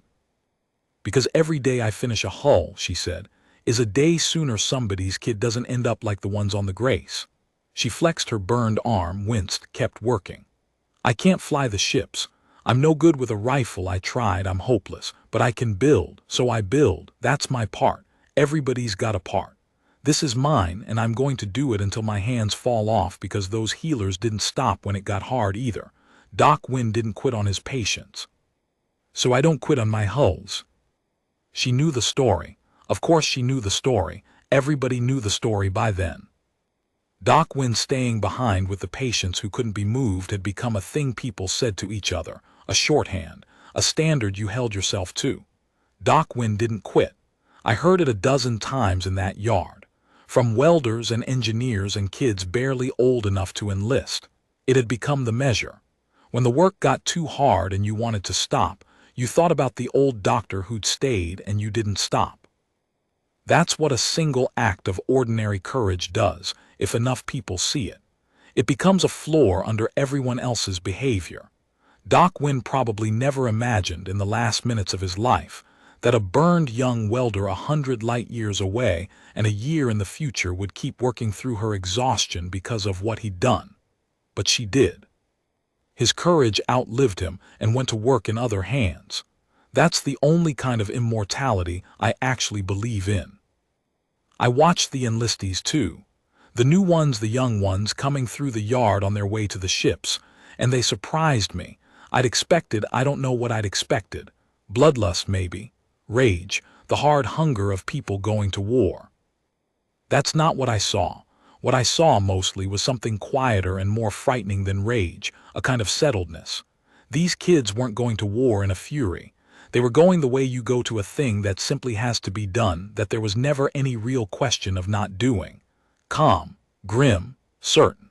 The certainty was the frightening part. You can talk a furious person out of a fury. You cannot talk anybody out of a certainty like that. It had no heat you could cool. It was just decided, all the way down. One of them, a boy of maybe 19, was saying goodbye to his mother at the transit gate. She was crying. He wasn't. He was holding her, calm as still water, and I heard him say, "It's okay, Mom, it's okay. I have to. You know I have to." And she nodded into his shoulder, crying because she did know. She knew he had to. She'd raised him to be the kind of person who had to, and now that person was leaving for the war, and there was a terrible pride tangled up in her grief that I don't have good words for. She'd made a good one, and the good one was going. And both of those things were true at once, and neither canceled the other. That was the fleet. Thousands of ships, and every one of them full of people who decided, all the way down, that this was a thing that had to be done. You cannot stop a fleet like that. There is no force in the galaxy that can stop a fleet like that. The Vok were about to learn it, but I already knew it, standing in that shipyard, watching a burned girl weld through her exhaustion, and a calm boy hold his crying mother and let her go. We were coming, all of us, and we would not stop. I served aboard the command ship Perseverance. Commander Tanaka's ship. She'd been promoted to fleet captain by then. My job, officially, was logistics. Supply chains, medical provisioning, the endless boring arithmetic of keeping a fleet fed and fueled and stocked with everything from ammunition to bandages. My real job was what Tanaka had said, to remember. I gave talks. That's the strange thing. Me, a junior logistics officer who counted crates, I stood up in front of hardened Marines and grizzled pilots, and I told them about the Grace, about the candlelight, about Doc Wynne and Tam and the 40-meter crossing, about Vasquez keeping the comm open. And these tough men and women, these people who'd seen combat, who thought they'd hardened themselves against everything, I watched their faces do the thing. The stillness, the glassy flatness before the freeze. By the end of every talk, I didn't need to tell them to fight. They were already there. They'd been there before I opened my mouth. I was just reminding them why. Reminding them that this wasn't about conquest or territory or resources. This was about the floor, about the oldest rule, about making sure that what happened to the Grace could never happen to anyone ever again. Tam came with us. Did I mention that? He and Ellery and Sana, they all did in their own ways. Tam was too young to fight, of course, but he became a kind of mascot, isn't the right word. Symbol. He'd healed up from his graft, walked without the brace now, and he'd visit the crews and shake hands and just be there. Be alive. Be the proof that something had been saved. That not everything the Vok touched turned to ash. Sana had her baby aboard the Perseverance, a girl. She named her Grace. Of course she did. And I swear, the day that baby was born, the whole fleet heard about it within the hour, and there was this lightness. This one moment of pure joy in the middle of everything. A baby named Grace, born into the fleet that was flying to avenge the ship she was named for. The Vok had killed a ship called Grace. And here was a new Grace, tiny and squalling and alive, being passed from hand to hand by battle-hardened soldiers who cried openly holding her, and swore, every one of them, that this Grace would grow up in a galaxy with a floor under it. The first battle was at a system called Threshold. The Vok had a forward base there, a staging point they'd been using to raid deeper into settled space. Not just hospital ships, we'd learned by then that the Grace was not the first. It was just the first that got out a distress call clear enough for the whole galaxy to hear. The Vok had been doing this for a while. Testing, probing, hitting soft targets, refugee convoys and colony outposts, and yes, other medical vessels, learning that nobody pushed back, that the old rules had no teeth, that you really could just take whatever you wanted from the weak. Threshold was where that stopped. I was on the Perseverance when the fleet arrived. I wasn't on the bridge. Logistics officers don't belong on the bridge during combat, but there were screens everywhere and I watched. The Vok base saw us coming. Of course they did. You can't hide a fleet that size. And I like to imagine, that there was a moment in the Vok command center when they looked at their sensor readings and saw what was coming for them. And for the first time, one of them felt something they'd spent their whole lives despising in others. Fear. Because the fleet that arrived at Threshold was not a fleet that had come to negotiate. It was not a fleet that had come to send a message or draw a border or make a point. Every other species in the galaxy, when they went to war, they went to win something. Territory, resources, political advantage. The Vok understood that kind of war. They were good at it. They did not understand this. The human fleet had not come to Threshold to win anything. The human fleet had come to Threshold because 384 people had died under a flag of mercy, and the universe could not be permitted to contain that act without consequence. There was nothing to negotiate, nothing to win, nothing the Vok could offer that would make us stop. The only acceptable outcome was the end of the thing that had done it. That's a kind of war the galaxy had never seen before. A war with no war aim except the war itself. A war that could not be ended by surrender or treaty, or the reasonable calculation that continuing wasn't worth the cost, because we weren't calculating cost. Cost had stopped mattering the moment the Grace came apart in the amber dark. The Vok found that out at Threshold. I won't pretend I understood the tactics. I'm no military mind, but I understood what I saw on those screens, and what I saw was this. The Vok fought well. They were good soldiers in their way, disciplined, aggressive. They hit hard and they didn't flinch. And it didn't matter. Because every time they hit us, we came back. Every time they pushed, we pushed harder. They'd destroy one of our ships and 3 more would move up to take its place, and the crews of those ships, I heard the calm chatter, some of it, the crews were not afraid. That was the thing that must have unsettled the Vok most. There was no fear on our side. There was that stillness, that cold, patient, glassy stillness. Men and women flying into fire with the calm of people who had already decided that dying was acceptable, so long as the thing that killed the Grace died too. You cannot beat that with tactics. You cannot outmaneuver a species that does not care whether it lives, only whether you die. The Vok had built their entire civilization on the idea that the will to survive was the fundamental force, that the strong survived and the weak perished, and that was the whole of the law. And here came a species that had, collectively, set its own survival aside. That had looked at the equation and said, "We do not care if we live. We care that you answer for what you did. And we will keep coming and coming and coming past every reasonable stopping point until you do." The threshold base fell in 9 hours. Let me tell you what 9 hours in a fleet action feels like from the logistics bay, because I lived it, and I've never forgotten a minute. You don't see the battle mostly. You see screens. You see the tactical display, ships as little icons, blue for us and red for them, and you watch the icons move and merge and wink out. And every time a blue icon winks out, that's a crew. That's 400 people or 200 people or 40 people gone in the time it takes the light on the screen to fade. You learn not to think about it in the moment. You learn to think about it later when there's time, when the shaking can be done in private. And you work. That's the thing about logistics in a battle. The work doesn't stop, it gets worse. Damaged ships need resupply.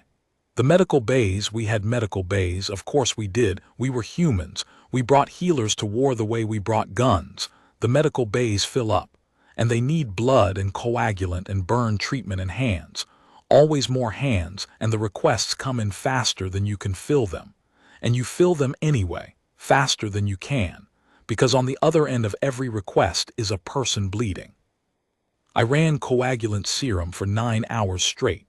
The same serum I'd been counting the morning the Grace died. I know that stuff better than I know my own blood type.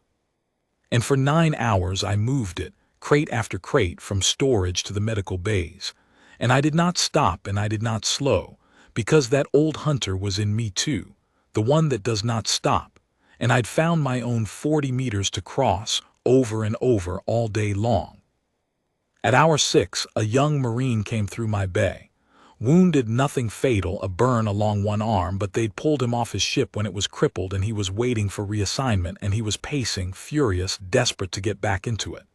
And he saw me hauling serum crates and he stopped and he said, "You were on the Grace, weren't you? I heard you talk 2 weeks ago. You were on the Grace." I said I was.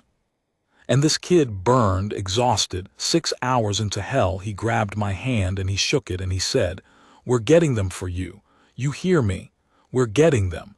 Every one of your people. We're getting them back." And then he went to find a ship to put him on so he could go back into the fire. I had to sit down after that, just for a minute. Just for a minute in the corner of the bay with the crates around me and the battle on the screens, and I put my face in my hands and I let it out, the only time I let it out all day. Then I got up and I hauled the next crate. The threshold base fell in 9 hours. The Vok had thought it would hold for weeks. They'd built it to hold for weeks. And it fell in 9 hours because we did not stop, we did not slow. We did not pause to consolidate or negotiate or count our dead. We just kept coming, that old hunter in our blood, walking across the savannah after the thing that ran, patient as death, until it fell down. When it was over, Fleet Captain Tanaka came on the fleet-wide comm, and she didn't gloat, she didn't celebrate, she just said quietly, "That's one, there are more, we keep going. We keep going." That became the whole fleet's, I don't know what to call it, prayer almost.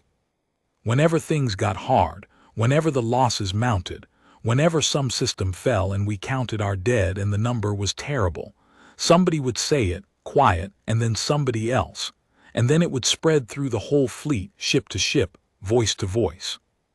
We keep going. We keep going. We keep going. I need to tell you about a specific day in the middle of it. Not a famous one. Not a battle anybody remembers. Just a day in the long grind when the war stopped being an idea and became a weight I carried in my body. We'd been out for 4 months by then. The clean fury of the beginning had burned down into something else, not gone, but banked, like a fire turned to coals. You can't sustain rage for 4 months. Nobody can. What you can sustain is the coals. The steady, patient, endless heat of a thing that will not let go. We lost a ship that day. The Kestrel, a converted freighter crew of 60, mostly volunteers, a schoolteacher who'd learned to run a reactor, a farmer who'd become a gunner, ordinary people who'd shown up because they couldn't not show up. The Kestrel took a hit to her reactor and there was no time for pods, nothing. 1 second 60 people, the next second a light on the tactical display, and then not even that. I knew one of them, the school teacher. Her name was Meridian. She'd sat in on one of my talks about the Grace, and afterward she'd come up and told me she was joining the fleet, and I'd tried, God help me, I'd tried to talk her out of it. She wasn't a soldier. She was a 50-year-old woman who taught literature to colony kids. I told her the fleet needed teachers too, that she didn't have to do this, that there was no shame in staying home. And she'd looked at me and said, I teach children about right and wrong for a living. I stand up in front of them every day and tell them that when you see something wrong, you're supposed to do something about it. How do I keep saying that to them if I stay home now? What kind of teacher would I be? I didn't have an answer. I still don't. She was right and I was wrong, and it cost her everything. When the Kestrel went, I was on shift. I saw the light wink out. And I knew Meridian was on it, and I couldn't stop working, because there were 40 other requests in the queue and people bleeding on the other end of all of them. So I kept hauling serum with Meridian's light gone dark on the screen behind me, and I promised myself I'd grieve her later. There's always a later. That's the lie you tell yourself in a war. I'll grieve them later. I'll feel it later. Later when there's time. The later comes eventually. It came for me years after the war ended, all at once, all of it, every light I'd watched wink out, every name I'd promised to grieve later. It came in a flood and it nearly drowned me. But that's a different story. What I want you to understand is this. The deadliest campaign in human history was not fought by monsters or heroes. It was fought by school teachers and farmers and logistics officers who counted crates. Ordinary people, carrying an extraordinary weight, one crate at a time, 140-meter crossing at a time, refusing to put it down. That's what we keep going actually means. It doesn't mean glory. It means Meridian. It means the school teacher who couldn't stay home and look her students in the eye, going to war and dying for it because right was right and someone had to. We keep going for Meridian, for all the Meridians. I need to tell you about the darkest part now, because it wasn't all noble. It wasn't all clean. War never is, and I'd be lying to you if I painted it that way. There came a point, maybe 6 months in, when the campaign started to change. When putting the floor back started to blur into something harder to look at directly. The Vok, you see, did not surrender. That was the thing nobody had counted on. Their whole philosophy, strength above all, weakness is sin, it meant they could not surrender. To surrender was to admit weakness. To admit weakness was to admit they deserved to die. So they didn't surrender. They fought to the last ship, the last soldier, the last breath on every world, at every base, in every battle. And we, who had come to make them answer, who had that old hunter's refusal to stop wired into our blood, we could not stop either. Do you see the trap? Do you see the terrible machine that two species had built between them? One side that could not surrender. One side that could not stop. It was a war with no off switch. A war that fed on itself. And it went on, and it got darker, and the numbers got bigger, and somewhere in there I stopped being able to feel the clean, righteous certainty I'd felt at the start. I remember the night it broke in me. We'd taken a Vok colony world. Not a military target, a colony. Civilians. And the Vok civilians had fought us too, because that's what they were, that's how they were raised. Weakness is sin. Better to die fighting than live having yielded. And so we'd had to. I can't, even now, I can't say all of it. But I'll tell you the piece I can say, because you should know that it wasn't clean, that none of it was clean, that anyone who tells you war can be clean is selling you something. There was a Vok child on that world.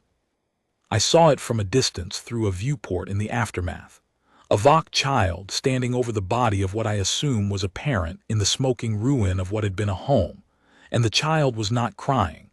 Vok don't cry, not the way we do, but it was doing something worse than crying. It was standing perfectly still, staring at us, at the human ships, at the soldiers moving through the wreckage, with an expression I will never forget as long as I live. It was the same expression I'd seen on the face of the young crewman on the Ardent, the one who knelt in front of Tam and promised him he was safe. The stillness, the flat, glassy stillness before the freeze. The look of a creature that has just had something torn out of the deep place, and is, in that moment, deciding that the universe will answer for it. I looked at that Vok child and I saw us. I saw the grace. I saw a child looking at the thing that had destroyed its world and deciding, in the oldest part of its animal self, that this would not stand. And I thought, what have we become? We came out here because they did this to us, and now we're doing it to them. And that child is going to grow up the way I grew up, with a wound that never closes, with a number it can never stop counting, with 7 words replaying in its head forever. We're making more of us. We're making more of what we're trying to destroy. That's when it broke in me. That's the exact moment.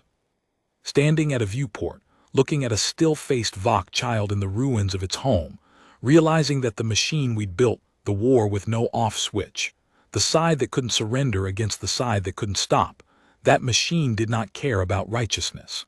It just ground. It ground us and it ground them, and it made more grinding, forever down and down, and there was no bottom to it, no floor, just the endless fall Tanaka had warned me about. I went to Tanaka, Fleet Captain Tanaka. I found her alone in her quarters and I said, I don't remember exactly, but it was something like, is this still right? Is this still what we came to do? Because it doesn't feel like it anymore. It feels like we've become the thing we came to stop. And she looked at me for a long time. Then she said, sit down, Corbin. I said, you're asking the right question, she said. You should be scared of the answer. If you weren't, I'd have you removed from this fleet. The day we stop asking that question is the day we've lost ourselves. She poured 2 glasses of something, I don't know what. It burned going down. Here's what I believe, she said, and I've thought about it more than you know. The Vok kicked out the floor. They did it on purpose to prove strength was the only law, and we came to prove them wrong. To prove that there are rules, that the weak deserve protection, that mercy is not weakness. That was righteous. That was clean. She turned her glass in her hands. But the Vok won't let us prove it clean, she said. They won't surrender. They make us kill them down to the last one, civilians and all, because their whole faith depends on it. They're trying to drag us down into the dark with them.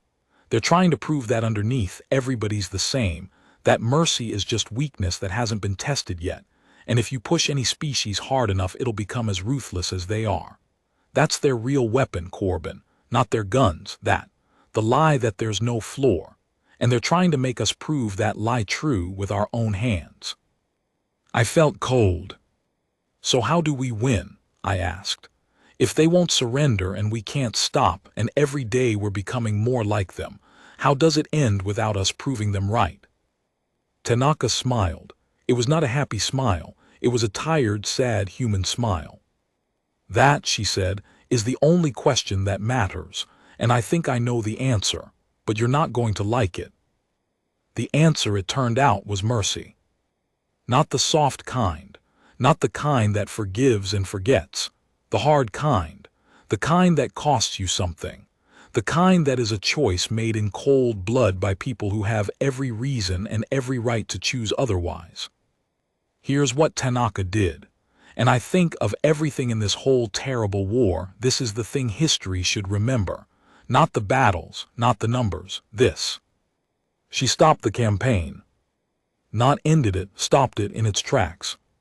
At the height of our momentum, when we could have pushed on to the Vok homeworld itself and ground their entire species out of existence, when we had the power to do exactly what they'd have done to us, she called a halt. And she sent them a message. It went out on every Vok channel in their own language, and it was not 7 words. It was many words, and I helped write it so I remember them. I should tell you how it got written, because that's a story in itself, and it changed how I understood the whole war. Tanaka called a handful of us together, not the admirals, not the strategists. She called the survivors, the ones who'd been on the Grace or on other ships the Vok had taken. She called me, and she called Sana, and she called Ellery and a few others from other lost ships. She sat us down in her quarters and she said, "I'm going to send the Vok an offer of mercy, and I need you to help me write it, because you're the ones with the most right to refuse them mercy. If it comes from you, from the people they hurt most, then it means something. If it comes from me, from a fleet captain, it's just strategy. It has to come from the wounded. Mercy only counts when it's offered by the ones who have every reason to withhold it." There was a long silence in that room. Then Sana, who'd nearly died in the wind saving a stranger, who'd given birth to Grace in a war fleet, Sana said, "You want us to forgive them?" "No," Tanaka said. "I would never ask that. Forgiveness is yours to give or withhold, and no one can demand it of you, not me, not anyone. I'm not asking you to forgive them. I'm asking you to spare them. Those are different things. You can spare someone you'll never forgive. That's mercy. Forgiveness is a gift you give when you're ready, if you're ever ready. Mercy is a choice you make with cold blood and a clear head, whether you're ready or not, because it's the right thing to do." Sana thought about that for a long time. We all did. Then she said, "My daughter is named Grace, after the ship. I want her to grow up in a galaxy that spared its enemies, not because they deserved it, because we're the kind of people who spare. That's the galaxy I want for her." She looked around at us. "I'll help write it, not for the Vok, for Grace, for all the Graces." And so we wrote it together. The wounded, writing an offer of mercy to the ones who'd wounded us. Ellery found the line about the garden. She said the whole point was to get back to the garden, to growing things and giving them to strangers, and you can't do that if you've spent yourself becoming a destroyer. Sana found the line about strength. I found the part about the floor, because Tanaka had planted it in me months before and it had grown. We wrote it and rewrote it, all through one long night, arguing over every word, because every word mattered, because we were trying to say something to a species that had no word for what we were offering, trying to build a bridge across 10,000 years of a philosophy that had no room for the thing we were trying to give. By dawn we had it. And it said roughly this: "You attacked a ship that could not fight back. You killed our healers and our children under a flag of mercy, and you told us that neutrality is a concept for the weak. You wanted us to be afraid. Instead we came for you, and we have not stopped, and you have learned that we do not stop. You have learned what we are. Now learn what else we are. We are stopping, here, now, of our own choice, with your homeworld in reach and your fleets broken. We are stopping because we are not what you told us we were. We are not you. We came to put the floor back under the galaxy, and the floor means something or it means nothing. So here is the floor. Here is the oldest rule, the one you spat on. We will not fire on those who cannot fight back. We will not murder your children. We will not grind your species into dust, though we could, though you have given us every reason. This is not weakness. Understand that. This is the opposite of weakness. Anyone can destroy. It takes nothing. It is the easiest thing in the universe. What takes strength, real strength, the kind you have never understood, is to hold that power in your hand, to have earned the right to use it, and to choose coldly, deliberately not to. You told us neutrality was for the weak. We are showing you that mercy is for the strong. Lay down your arms, not because we will destroy you if you don't. We've already proven we will. Lay them down because we are offering you the one thing your whole philosophy says is impossible, a way to lose that is not death. A floor under you, even now. The choice is yours, it always was. And then we waited. I have never known silence like the silence of those 3 days. The whole fleet waited. Thousands of ships, hundreds of thousands of people, holding position at the edge of Vok space with the enemy homeworld in reach, waiting to see whether a species that had built its entire soul on the principle that weakness was sin could hear the words mercy is for the strong and understand them. Waiting to see whether the floor held. Tam sat with me a lot during those 3 days. He was older now, the war had eaten a couple of years, and he'd shot up the way kids do, gangly and serious. Sana's daughter, little Grace, toddled around the logistics bay getting into everything, and Tam would chase after her and scoop her up, and it was the most normal, most human thing in the universe, and it was happening at the exact edge of the deadliest campaign our species had ever launched. "Do you think they'll say yes?" Tam asked me on the second day. "I don't know," I said, and I didn't. "What if they say no?" I looked at him. This boy who'd stood up on one leg and volunteered to cross 40 meters of death so the grown-ups wouldn't be afraid. "Then we'll have offered," I said. "And that matters. Even if they say no, it matters that we offered. It matters that we could have destroyed them and we chose to give them a door instead. That's the floor, Tam. That's the whole thing. We built it and we stood on it, even when it cost us. Even when the easier thing was to kick it out from under them like they did to us." Tam thought about that. "Doc Wynn would have offered," he said. And I felt my throat close up because he was right. He was exactly right. Doc Wynn, who stayed behind with the patients who couldn't be moved. Doc Wynn, who kept his oath to the very end. He'd have offered. Of course he would have. "Yeah," I managed. "Yeah, he would have." We were quiet for a while. Grace had found a roll of medical tape and was very seriously wrapping her own foot in it, absorbed in the important work of toddlers. Then Tam said something I've never forgotten. He said, "You know what I keep thinking about? The 7 words. Neutrality is a concept for the weak." They said that like it was the smartest thing anybody ever said, like it was the whole truth of the universe. He watched Grace tape her foot. "But it's not even true. Neutrality isn't weak. The Grace was neutral. She flew into wars and took no side and healed everybody, whoever they were, whatever side they were on. You think that's weak?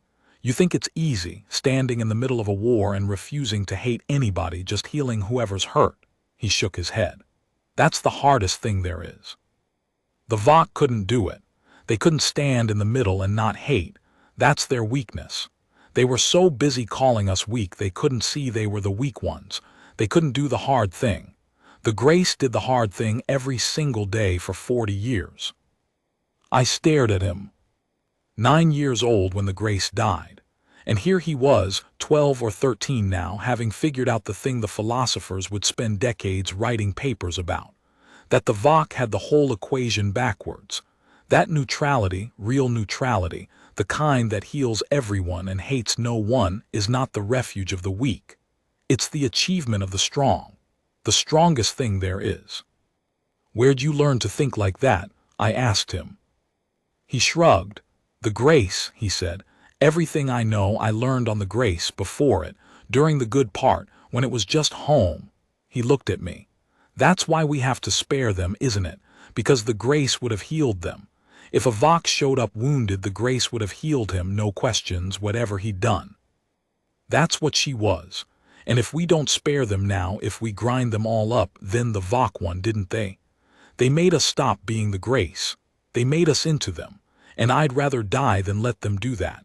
I'd rather we all die than stop being the thing the Grace was." I didn't have anything to say to that. There wasn't anything to say. A boy had just explained the entire moral architecture of the war more clearly than any admiral or diplomat ever managed, and he'd learned it from a hospital ship in the years before the fire. On the 3rd day, the Vok answered. I was in the logistics bay when the answer came. Little Grace had fallen asleep in a crate of medical blankets.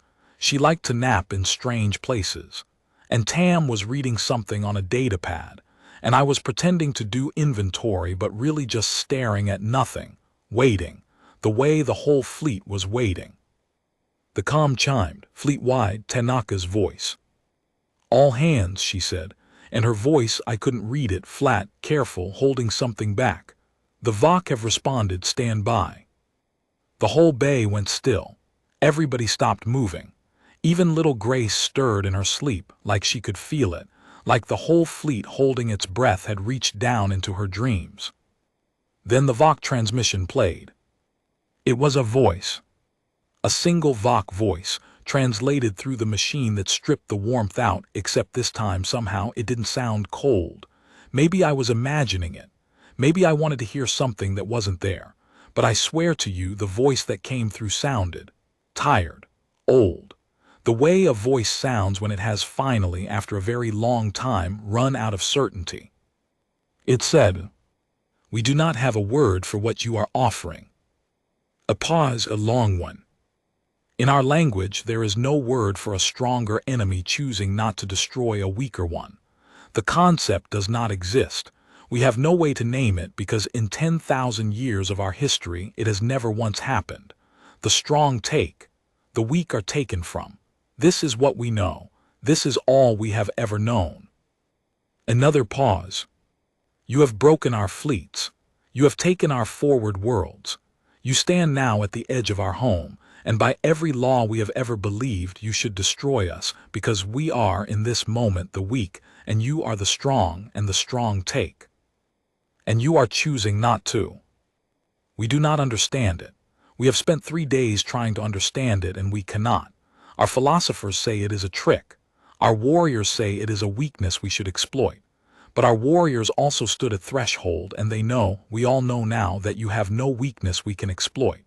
You proved that in the only language we understood. You came, and you did not stop, and you did not fear death, and you broke us. So it is not weakness. We know it is not weakness. Which means it is something else. Something we do not have a word for. Something that can be stronger than strength, and we did not know such a thing could exist. The voice broke just slightly, just for a moment. We attacked your healing ship because we believed weakness was sin, and a ship that begged for mercy was the weakest thing in the galaxy, and deserved what came to it. We were teaching a lesson. We understand now that we were the students. We understand now that the ship we destroyed, the ship that could not fight back, that flew under a flag asking only to be allowed to heal, that ship was not weak. It was doing the hardest thing. It was choosing, every day, to help the helpless in a galaxy that punishes helplessness, and we could not see it. We were blind, our whole people were blind. We accept your terms. We lay down our arms. Not because you would destroy us if we did not, you would, and we know it. We lay them down because you have shown us a floor, and for the first time in 10,000 years, we would like to know what it is to stand on one. Teach us the word for what you did. We do not have it, we would like to. The transmission ended. Nobody in the logistics bay moved for a long moment. Then little Grace woke up.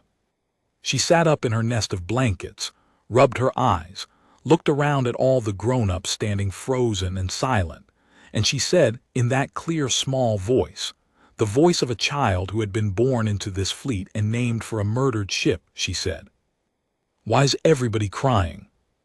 And I realized I was. We all were.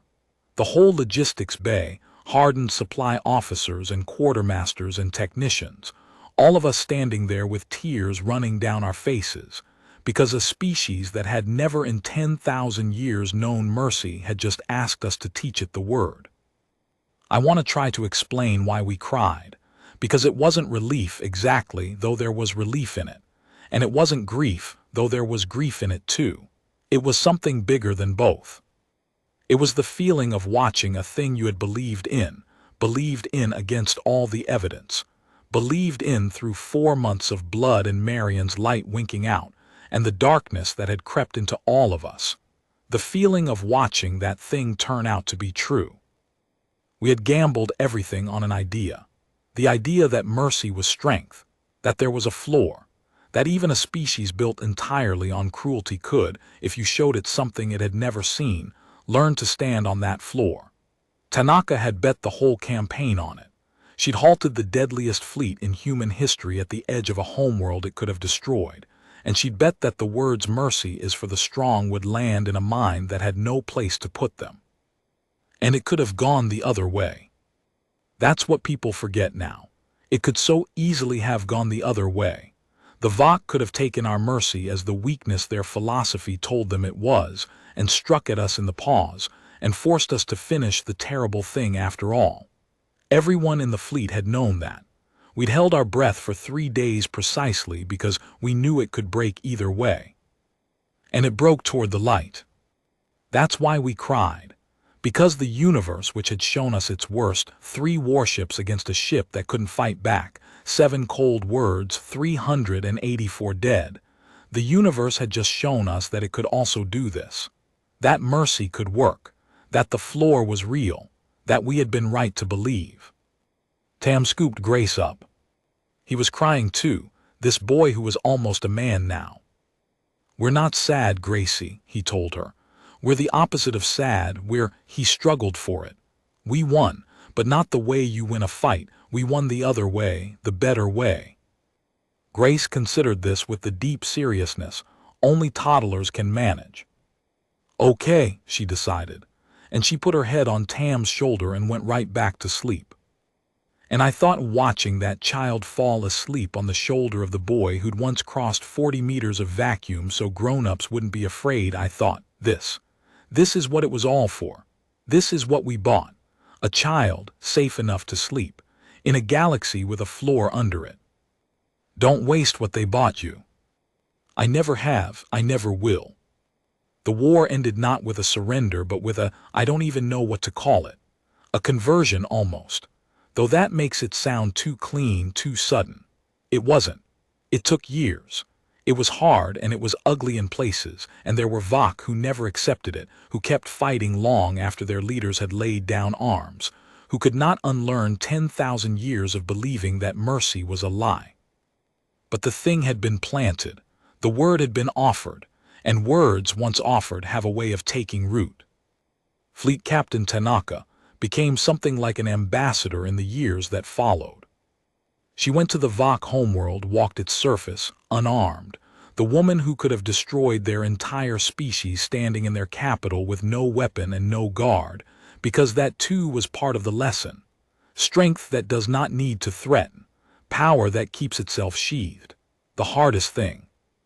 The Vok watched her and they learned. They're different now, the Vok. Not soft, they'll never be soft, it's not in them, and honestly the galaxy is probably better for having a few hard species in it.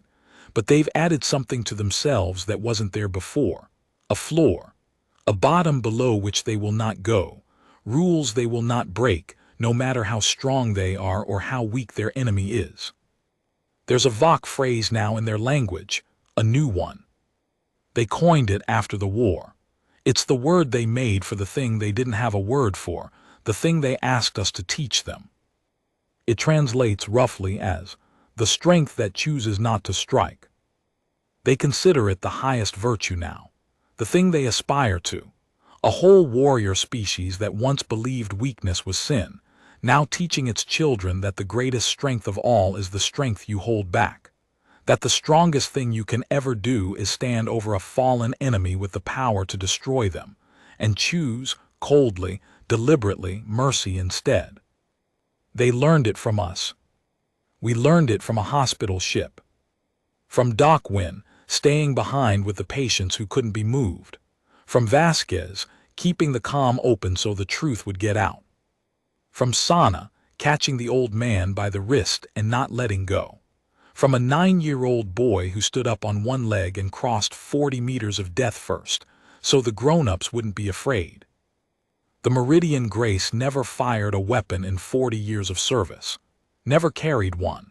And in the end, that unarmed ship, that ship full of the weak and the wounded and the helpless, that ship did more to change the galaxy than any warship ever built. It just took the deadliest campaign in human history to finish what she started. I want to tell you what it was like when the news reached home. Because I wasn't there for it, I was out in the fleet in the logistics bay, watching Grace fall asleep on Tam's shoulder. But I've heard the accounts, hundreds of them from people all across the human worlds, and they all say the same thing. They all remember exactly where they were. You have to understand what those 4 months had been like back home. On the colonies, on the stations, on old Earth herself. The whole species had woken up and turned toward the Vok, yes, but waking up and turning toward a thing is not the same as knowing how it ends. Every world had sent its ships. Every world had emptied its yards and its enlistment offices and its retired veterans' quiet homes. And then every world had waited. 4 months of waiting. 4 months of the casualty lists coming in, name after name after name, the Kestrel and all the others, the price of it landing on doorstep after doorstep across 1,000 light years. They didn't know back home how it would end. They only knew we weren't stopping. That was the whole of the news for 4 months. The fleet advances. The fleet does not stop. The fleet has taken another world and lost these ships and these names, and it advances. Imagine living inside that. Imagine sending your children into that and getting, week after week, only the flat report that the thing grinds on and the dying continues and there is no end in sight because we are the species that does not stop. Some of them had started to be afraid of us, their own fleet, their own species. There were voices back home, quiet ones but real, asking what we were becoming, asking whether the thing we'd unleashed had a bottom to it, asking whether the persistence predator, once it started running, could even remember how to stop, or whether it would simply run until there was nothing left in front of it. The same fear Tanaka had named at the edge of that colony world. What if we become them? It wasn't only the fleet that felt it. The whole species felt it, staring at what it had loosed. And then, into 4 months of that, into the fear and the grief and the flat grinding reports of advance and death. Into all of that came the other news. The fleet has halted. That's how it started, on every screen on every world all at once. The fleet has halted at the edge of the Vok homeworld, and for a few hours nobody knew what it meant. Halted why? Halted how? Was it a defeat? Had the Vok found some last terrible weapon? Had we finally hit the thing that could stop the unstoppable? And then the rest of it came through. The message Tanaka had sent, the 3 days of waiting, and then at the end of the 3 days the Vok answer, teach us the word. They say old Earth went silent first. Then the colonies, one by one, as the signal reached them across the light years, each world falling still as it understood. And then this is the part I love, the part that gets me every time. They say that all across the human worlds in that same hour, people went out into the streets. Not to celebrate exactly. It wasn't cheering, not at first. It was quieter than that and stranger and better. They went out to be near each other, to stand together under whatever sky they had and understand all at the same time that the thing they'd been so afraid of becoming, the monster, the hunger with no bottom, we had not become it. We had stood at the very edge of becoming it, close enough to feel its breath, and we had stopped. We had held out our hand instead. A woman on Haven Station told me she was in a transit concourse when the news came through, packed shoulder to shoulder with strangers, all of them watching the same screen. And when they understood, when the words teach us the words scrolled across and the meaning landed, she said a complete stranger, an old man she'd never seen before and never saw again, turned and put his arms around her and wept into her shoulder. And she held him, a stranger, both of them crying in a transit concourse over a mercy shown 100,000 light years away to a species that had murdered a hospital ship. That's what it meant to us. That's what we'd been so afraid of, and that's what it meant to learn we hadn't done it. We hadn't become the thing we were fighting. We'd proven to the enemy and to the watching galaxy, and most of all to our own frightened selves, that the hunter and the healer really were the same animal, and that the animal knew, even at the very end, even with the killing blow already drawn back, how to open its hand. The species exhaled, all of it all at once across 1,000 worlds, 4 months of held breath let go in a single hour. And then, only then, came the grief. Real grief, the kind you can only afford once the fear has let go of your throat, because now they could count the cost. Now they could look at all those names, the Kestrel and Meridian and all the rest, and let themselves feel it fully, because now they knew what the names had bought. Not just a victory. Anyone can buy a victory with enough names. They'd bought the other thing, the harder thing. They'd bought a galaxy where the strongest species chose at the last to be gentle. Don't waste what they bought you. 1,000 worlds learned that sentence in the same hour. And I don't think in the main that we have. I want to tell you about the years that came after the guns went quiet, because the war ending was not the same as the peace beginning. Those are two different things, and the space between them is where most of the real work happened, and almost nobody tells that part. When a species that has never known mercy decides to learn it, that species does not transform overnight. There were Vok who accepted the new way, the young ones mostly, the ones who'd stood at threshold and felt something crack open in them. And there were Vok who did not, who could not, who had believed for their entire lives that weakness was sin and strength was the only law, and who could no more unlearn that than you or I could unlearn our own names. Those Vok kept fighting, not organized, not for years, but in pockets, holdouts, fanatics who saw the surrender as the ultimate proof of everything they'd always believed, that their people had gone soft, become weak, deserved to perish. Some of them turned their weapons on their own kind. It was ugly, a civilization tearing itself in half over a single word it had never had before. And here's the part that mattered most, the part that decided whether the peace would hold. We could have left them to it. We could have pulled back, gone home, let the Vok sort out their own civil war, washed our hands of the whole thing. Nobody would have blamed us. We'd bled enough. We'd earned the right to go home. We didn't go home. Tanaka wouldn't allow it. Because, and I heard her say this in a meeting I had no business being in, she said, if we leave now, we've taught them the word and then abandoned them to be destroyed by the ones who don't believe it. That's not mercy. That's a trap. If we mean it, if mercy is really strength and not just a pretty thing we say, then we stay. We help the ones who chose the floor defend it against the ones who'd kick it out again. We protect the weak, even now, even here. Even the Vok who chose right, from the Vok who chose wrong. So we stayed. Human ships, the same ships that had broken the Vok fleets, spent years in Vok space, not conquering but guarding. Standing between the Vok who'd chosen mercy and the Vok who'd chosen the old way. Bleeding, some of us, in defense of a species that a year before had murdered our healers. Do you understand how strange that is? How unprecedented? There is no other example of it in galactic history.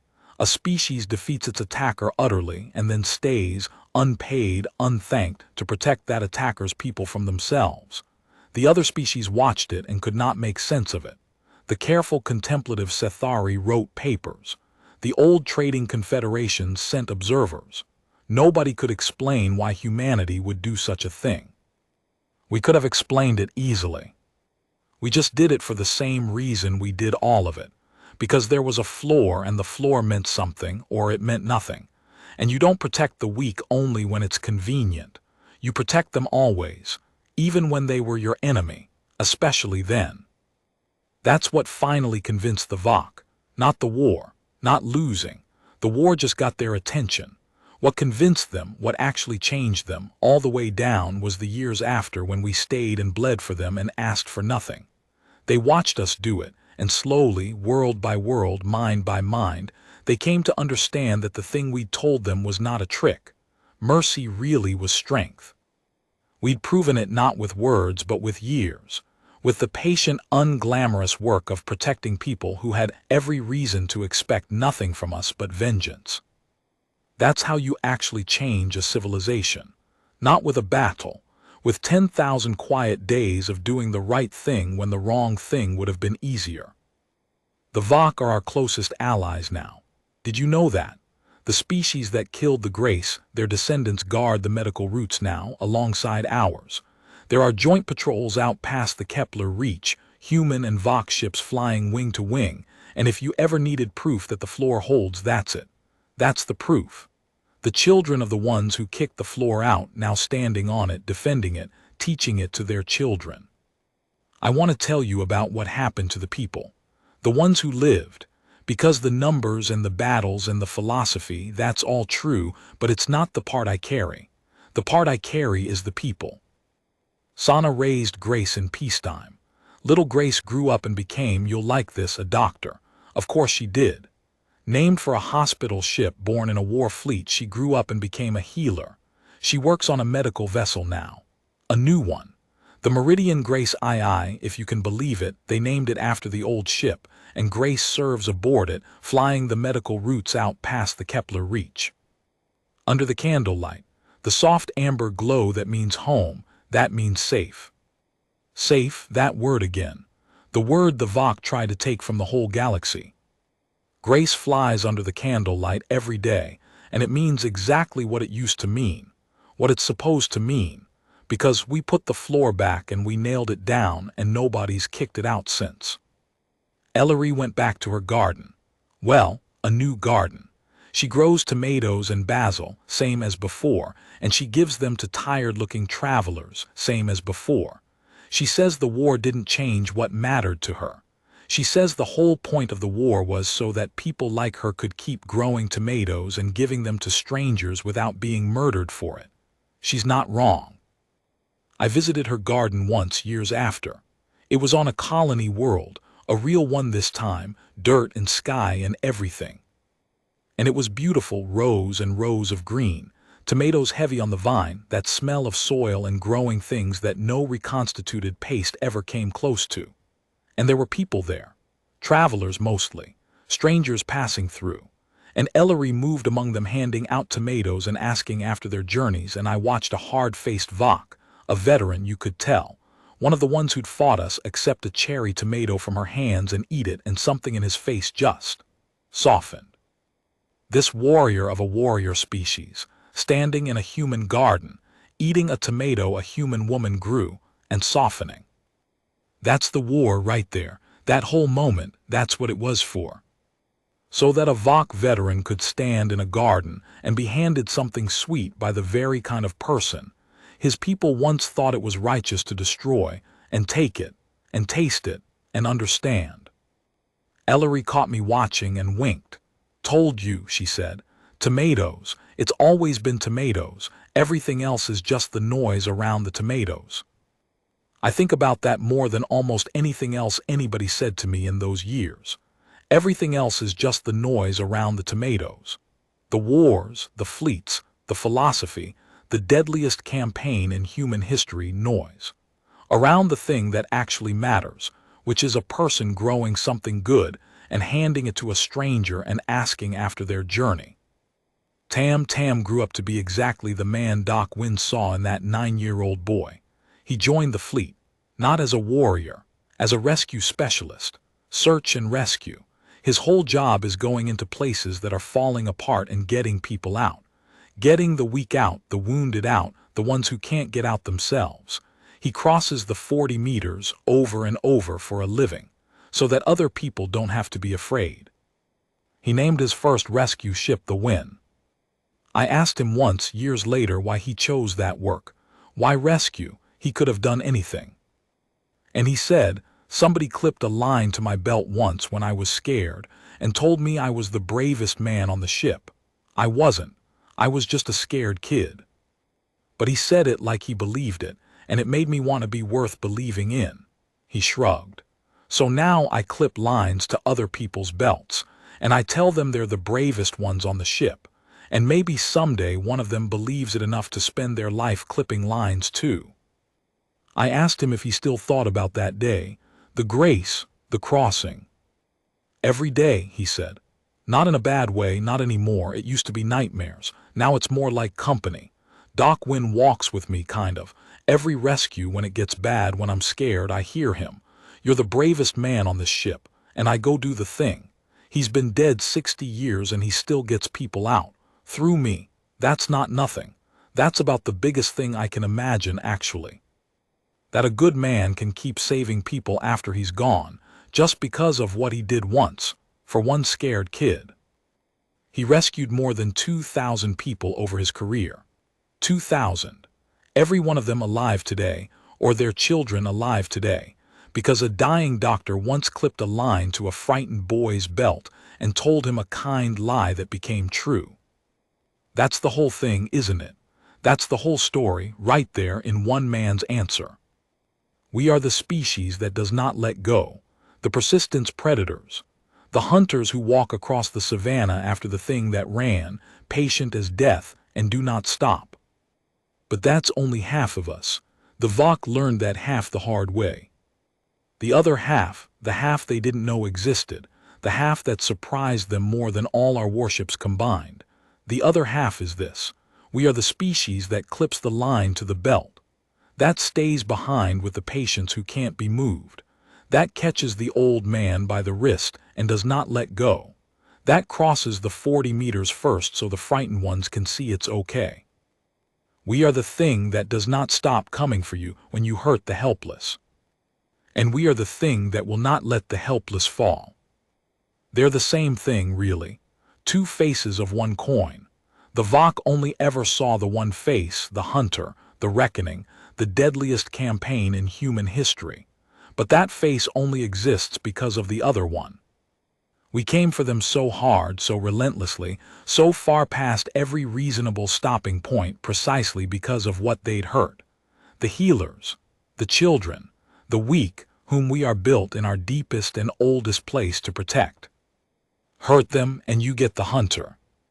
That's the lesson. That's the whole lesson. That's what the Vok learned and what they teach their children now, and what the whole galaxy understands in a way it never did before the Grace came apart in the amber dark. The gentlest species you will ever meet is also the most dangerous, and it is dangerous because it is gentle. The two are not opposites. They are the same root, and you cannot touch the one without waking the other. I'm an old man now, older than Dockwin was that day. I run a little school out on Haven Station, where they first brought us after the Ardent pulled our pod out of the dark. I teach history, I teach the war, I teach the Grace. Before I tell you the rest, I have to tell you what happened to Tanaka, because she deserves that much and more. Fleet Captain Yuki Tanaka, the woman who halted the deadliest fleet in human history at the edge of a homeworld it could have destroyed, and bet everything on a word the enemy didn't have. She lived a long time after the war. She could have had anything. Any command, any office, any honor the grateful worlds wanted to heap on her, and they wanted to heap plenty. The woman who won the war and then chose to win the peace. There was talk of statues. There was talk of making her something close to a queen, if humanity had gone in for that sort of thing. She turned it all down, all of it. And do you know what she did instead? She went back to the Vok, for good.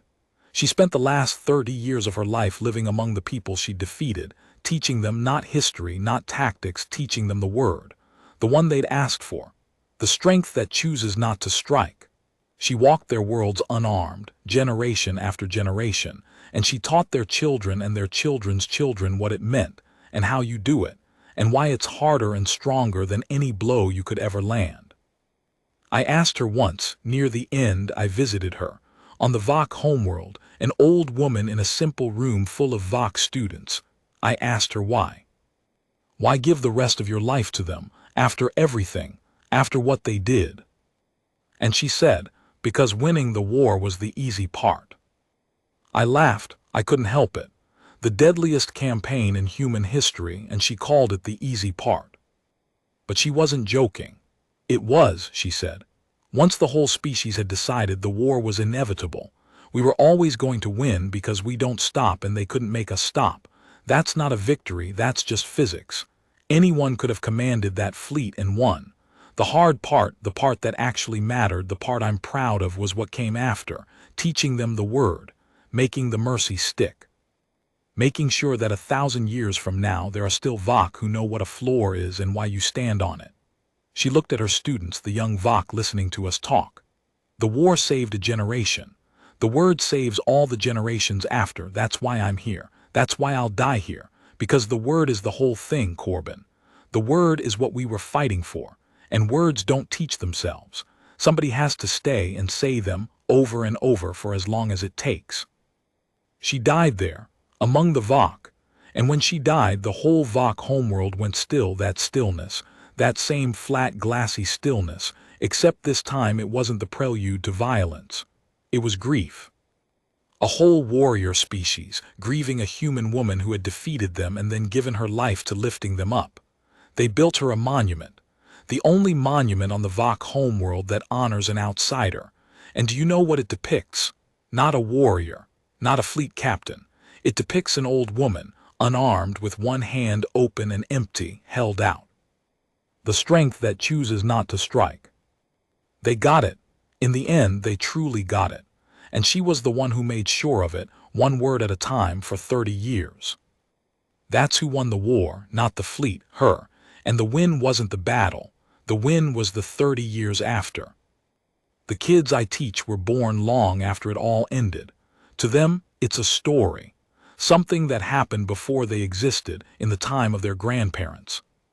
They know the shape of it, everybody does. It's the founding story of the peace we all live in now, but they don't feel it. Not the way I feel it. How could they? They weren't there. So every year on the anniversary I tell them the real version. Not the textbook version with the battle diagrams and the strategic analysis. The real one. The candlelight. The 7 words. Doc Wynn clipping the line to Tam's belt. Vasquez, calm as anything, keeping the comm open so the truth would get out. And I tell them the number, 412. And then I tell them the other number, 28. And I make them sit with the space between those two numbers, the way I've sat with it my whole life. And then I tell them the most important part, the part I need them to carry after I'm gone. I tell them, the Vok thought strength was the only thing that mattered. They thought the weak deserved whatever happened to them. And they were wrong, but here's the thing, they weren't wrong because strength doesn't matter. Strength matters. We proved that. We broke their fleets and took their worlds and stood at the edge of their homeworld with the power to end them. They were wrong because they didn't understand what strength is for. Strength isn't for taking from the weak. Any fool can do that. Strength is for protecting the weak. That's the whole point of it. That's the only thing it's good for. A strength that only takes is just hunger wearing armor. But a strength that protects, a strength that stands over the fallen and chooses mercy, a strength that clips the line to the belt of a frightened child and crosses the 40 meters first. That's the strength that changed the galaxy. That's the strength that taught a species that had never known mercy what the word meant. That's the strength that put the floor back.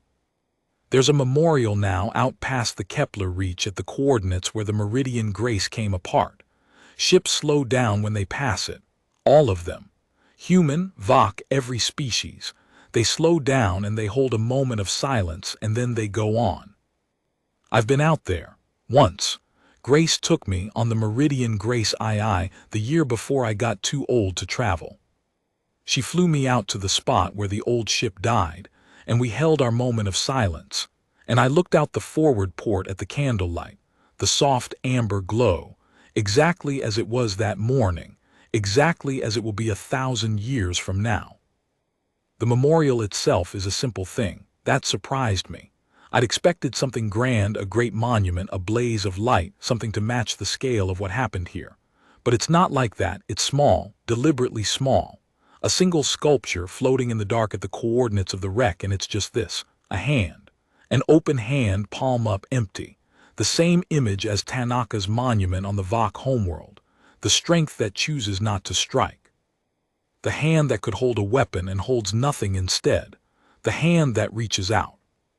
And around the base of it, in every language of every species that flies these routes, are the names. All 412, every single one.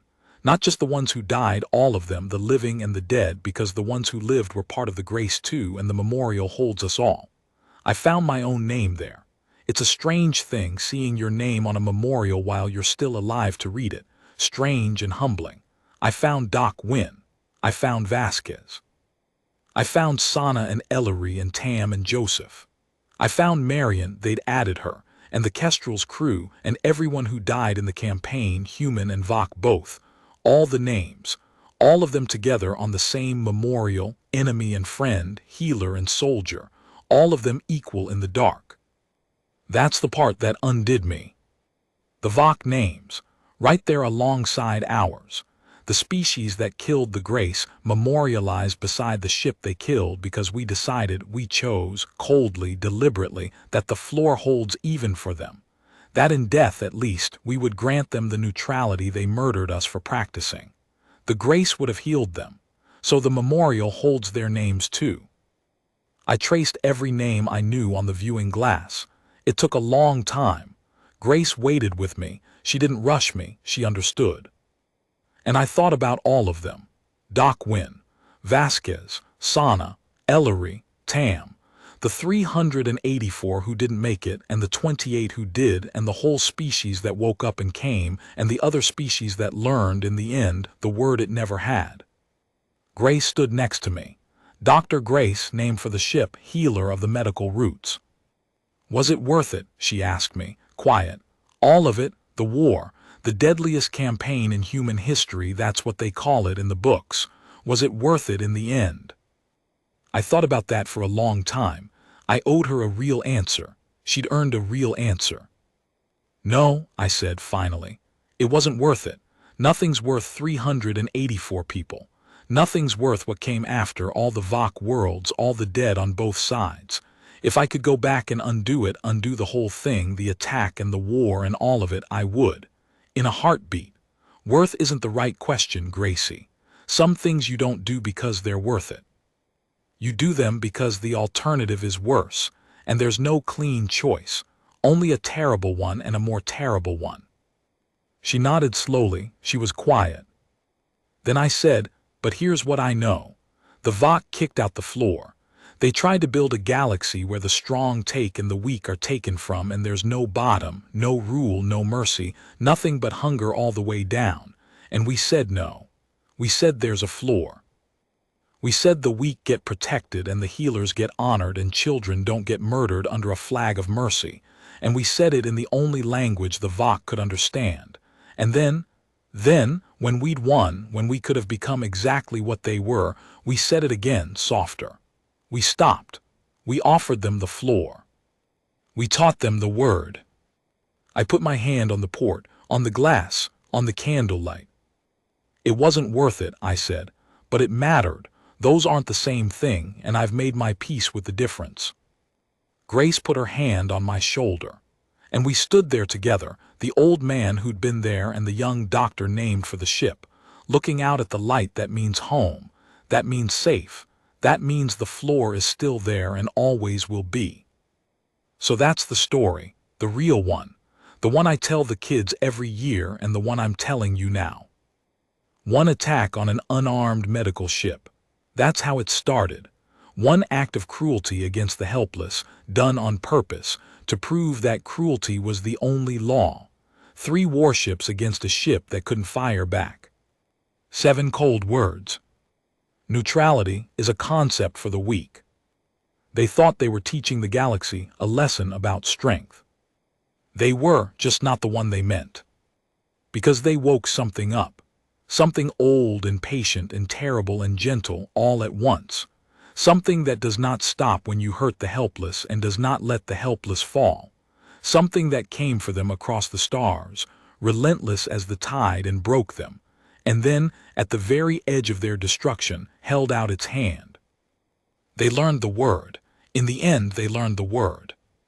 And if you ever find yourself out past the Kepler reach, in the neutral dark where the old dead star bleeds its last warmth across 100,000 kilometers of empty space, if you ever see that soft amber glow through the forward ports, the light we call the candle, slow down just for a moment. Hold the silence. And remember that it's still there, that light, still burning, still meaning what it's always meant. Home. Safe. The floor still under us, nailed down so hard nobody's ever kicked it out again. That's what they died for, the 412. That's what we fought for, the deadliest campaign in our history. That's what a warrior species learned to teach its children. Not that we're strong. Everybody knew we could be strong. That we're strong and gentle, and that the two are the same thing. That the candle stays lit. That's the whole story. That's everything.